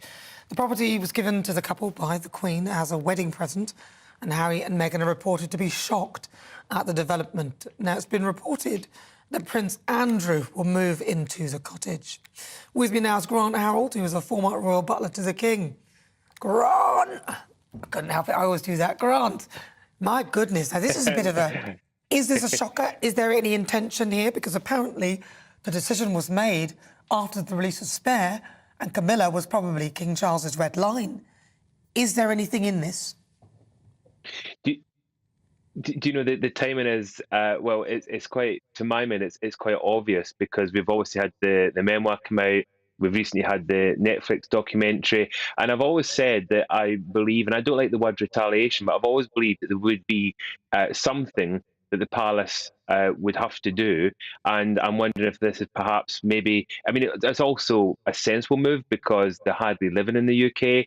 It's a cottage that remains empty. And the King's obviously trying to work out going forward what to do with these properties. Because remember, as King, he's got the Crown Estates. He is obviously oversees that. And I'm sure his advisors have probably said to him, this is the best thing to do. Now, they're saying that the couple are shocked. Do you have any insider information as to how this has been received by them? I don't, but I'm sure they will be shocked because remember the cottage was gifted by the Queen, and it's the same as the titles, Nana. I mean, a lot of people have been discussing, have been saying to me, do I think they'll keep the titles? And I've always said that I believe that because they were gifted by the Queen that they will stay. But now I think that could even bring that into question because the fact that the Queen gifted this cottage and that's always been taken back for obvious reasons, I think. The titles, it could possibly be the same. We could see that maybe they decide that as they're no longer members of the working royal family, our late Queen is no longer obviously with us any longer. We've a new King. He's obviously trying to modernise. We know this. He's trying to make the royal family smaller, and perhaps they might feel that those titles maybe are no longer required. That is possible, you know. But just to be clear, Prince Harry will still be a prince, and he does keep, at this moment in time, as far as I'm aware, will keep HRH. It's just he would lose that Duke and Duchess of Sussex if they decided to take it back. But we could still have a law where even if you have a birthright to something, if you dish it in the way he has, that could be removed as well. You're not guaranteed that, right? I mean, has that ever been done before? Well, do you know, the thing is, nothing's impossible, Nana. I think this is reality. I mean, at the moment, he's a councillor of state, Prince Harry I'm referring to, and as such, if for whatever reason the King couldn't carry out his duties, he's one of the people that gets called forward. Now, there was recent news that they're going to change that and they're going to add other members of the royal family, I think including Princess Anne. So again, we could see him removed from that role as well in due course. I think there's going to be lots of things that are going to happen over the next year because obviously it's still a new monarch, the new King, and also he's trying to work out how best to do things. But the thing I keep saying, we've got to remember, at the end of the day, it is his son. I worked for them, Nana, as you know. I know how close the family were. It saddens me to see this happening, but the point has come that what do you do? You know, what can he do when what's happening, what's been coming out with Prince Harry? I suppose they've got to do something, and maybe this is how they're going to do things. But also, though, it's a sensible move because, as I said, it's a cottage that sits there empty. Do you think that the red line might have been the sort of attack in the book on Camilla? Possibly, yes. I think I haven't read the book, Nana. I have a lot of friends, in fact, I was speaking to one today who read the book. It has shocked them. And I'm sure that if I very much doubt the King and Queen Consort have read the book, but I'm sure they've been advised or told what's in it. And it's going to be hurtful. And of course, it's hurtful for these kind of things to be said. So possibly this way, as I said, I don't like the word retaliation, but the palace have got to do something. And this is maybe a subtle way of doing something about it. It's given them a very clear message, I think. Taking this home away from them is kind of saying, there's a line, you've crossed that line, and if you keep crossing it, as I said, who knows, it could be the titles next. Good. It's a line that sounds like he's saying you're not welcome in the UK, or when you do come to the UK, you need to find your own place to stay. If they do come, where would they stay? Well, the reality is, obviously, they are still, it's been documented or reported that they're friends of other members of the royal family. It's possible they could stay with another member of the royal family. But I think, Nana, it's safe to say that obviously he's made some money recently, so I think he could afford possibly to buy or rent something if he wanted to. But maybe this might also be the final push for them. Maybe this might be the point where he thinks, well, my home is no longer in the UK. It is in the USA, and that's where he will continue maybe to live and not come back, possibly. And how likely do you think he is to get his apology? Because that's what he's after. Yeah, I think the thing about the apology, Nana, is, it's a difficult one to ask for an apology. I mean, I don't see that happening. I really don't. It's not going to happen, is it? He ain't getting no apology. Grant Harold, thank you so much. I don't think so. Lovely. Thank you, Nana. Thank you so much. He's a former royal butler. Grant Harold. Right, now, I've been looking forward to covering this story all day. Did you know that the UK is currently in the midst of a Cornish pasty week? It's an annual celebration to honour Cornwall's signature savoury recipe. Joining me to discuss what exactly makes pasty so great is Mark Norton, who's the finance director of the Cornish Pasty Association, and who owns two bakeries. So talk to me about Cornish pasties. I love them. Why are they so good? Well, they've got a long heritage, Nana. At the end, there's the saying, if it's not broke, don't fix it. And to be honest, Cornish pasties, the recipe that we all use and love now, was originated 200-300 years ago, in particular in Cornwall. And, it's just one of those tasty things, the original food to go. But why is it called a Cornish pasty? Is it because it was made in Cornwall, or is there some other reason why? Yeah, this is a really important thing. One of the things that all of the industry came together probably about 20 years ago now, and actually wanted to look at protecting this important industry. This industry in Cornwall employs over 2,000 people, is over 20% of the food and drink output, and it's worth over £300 million to the economy. Wow. And it's such an important thing for Cornwall. But at that time, prior to the PGI status, and I'll talk about that, prior to that, anybody could make a Cornish pasty anywhere in the country, call it a Cornish pasty. But people were getting different things. And so, we might find that somebody was making it with peas or carrots in it, heaven forbid.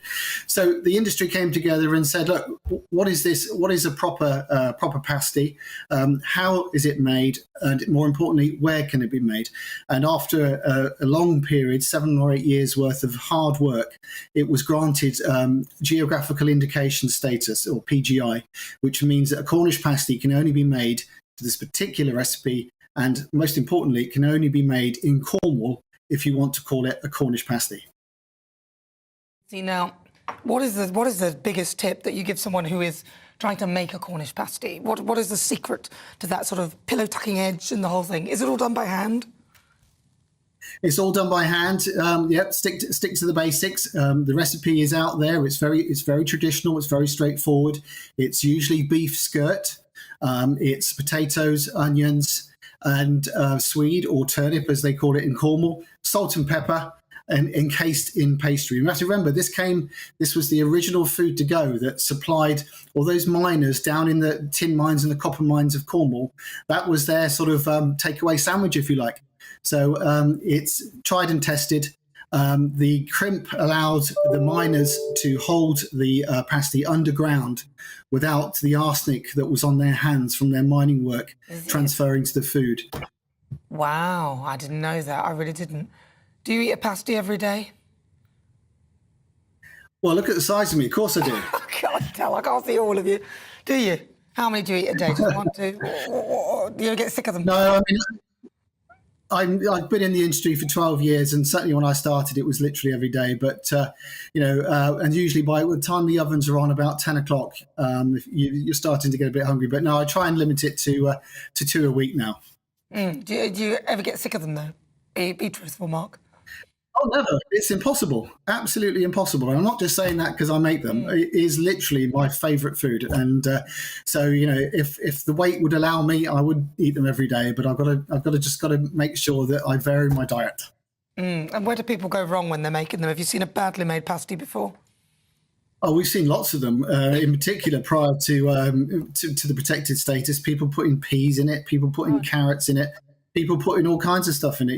At the end of the day, it was just ridiculous. So now I think, and Cornish Pasty Week is about celebrating this iconic product, as you say, which is known around the world, and is known that, and people, increasingly every every year we do this, realise that actually the genuine article, stands alone, doesn't need to be messed around with. Stick to what people have ate in this county for hundreds of years. Well, listen, Mark, have you got a pasty you can pass to me now? I have got one here. I heard that you might be a bit hungry, so here we have. Bring it through. This is the original Cornish pasty, so here we go. Oh, hang on. Have you got it? There we go. It's all right, isn't it? Thanks. That's all right.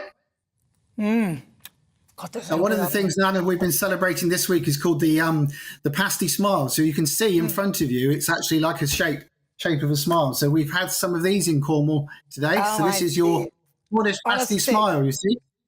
All right, Mark, thank you so much. That's Mark Norton. He's a finance director at the Cornish Pasty Company. I always call you the Cornish. Sorry there. Cornish Pasty Association.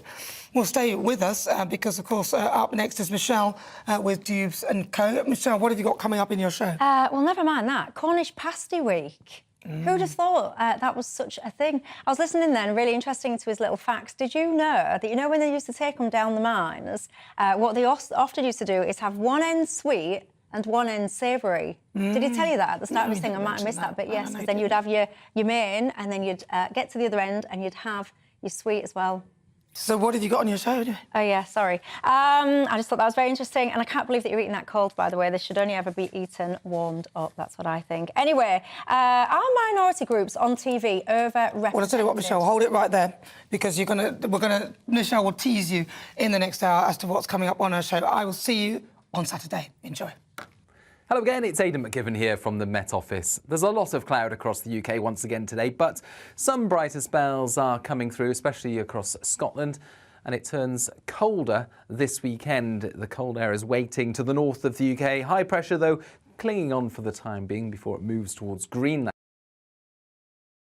With that high pressure, we've got areas of cloud floating around. The best of any brightness really is across central Scotland, and some of those cloud breaks will drift into northern and northwestern parts of England overnight. A few breaks elsewhere, but actually it's another largely cloudy night, and as a result, it's another relatively frost-free night for many. 3 or 4 Celsius where we keep the cloud, but where we lose the cloud, temperatures dipping below freezing. So, for example, western Scotland, northwest England, a touch of frost to begin things this weekend. That's where the brightest skies will be once again.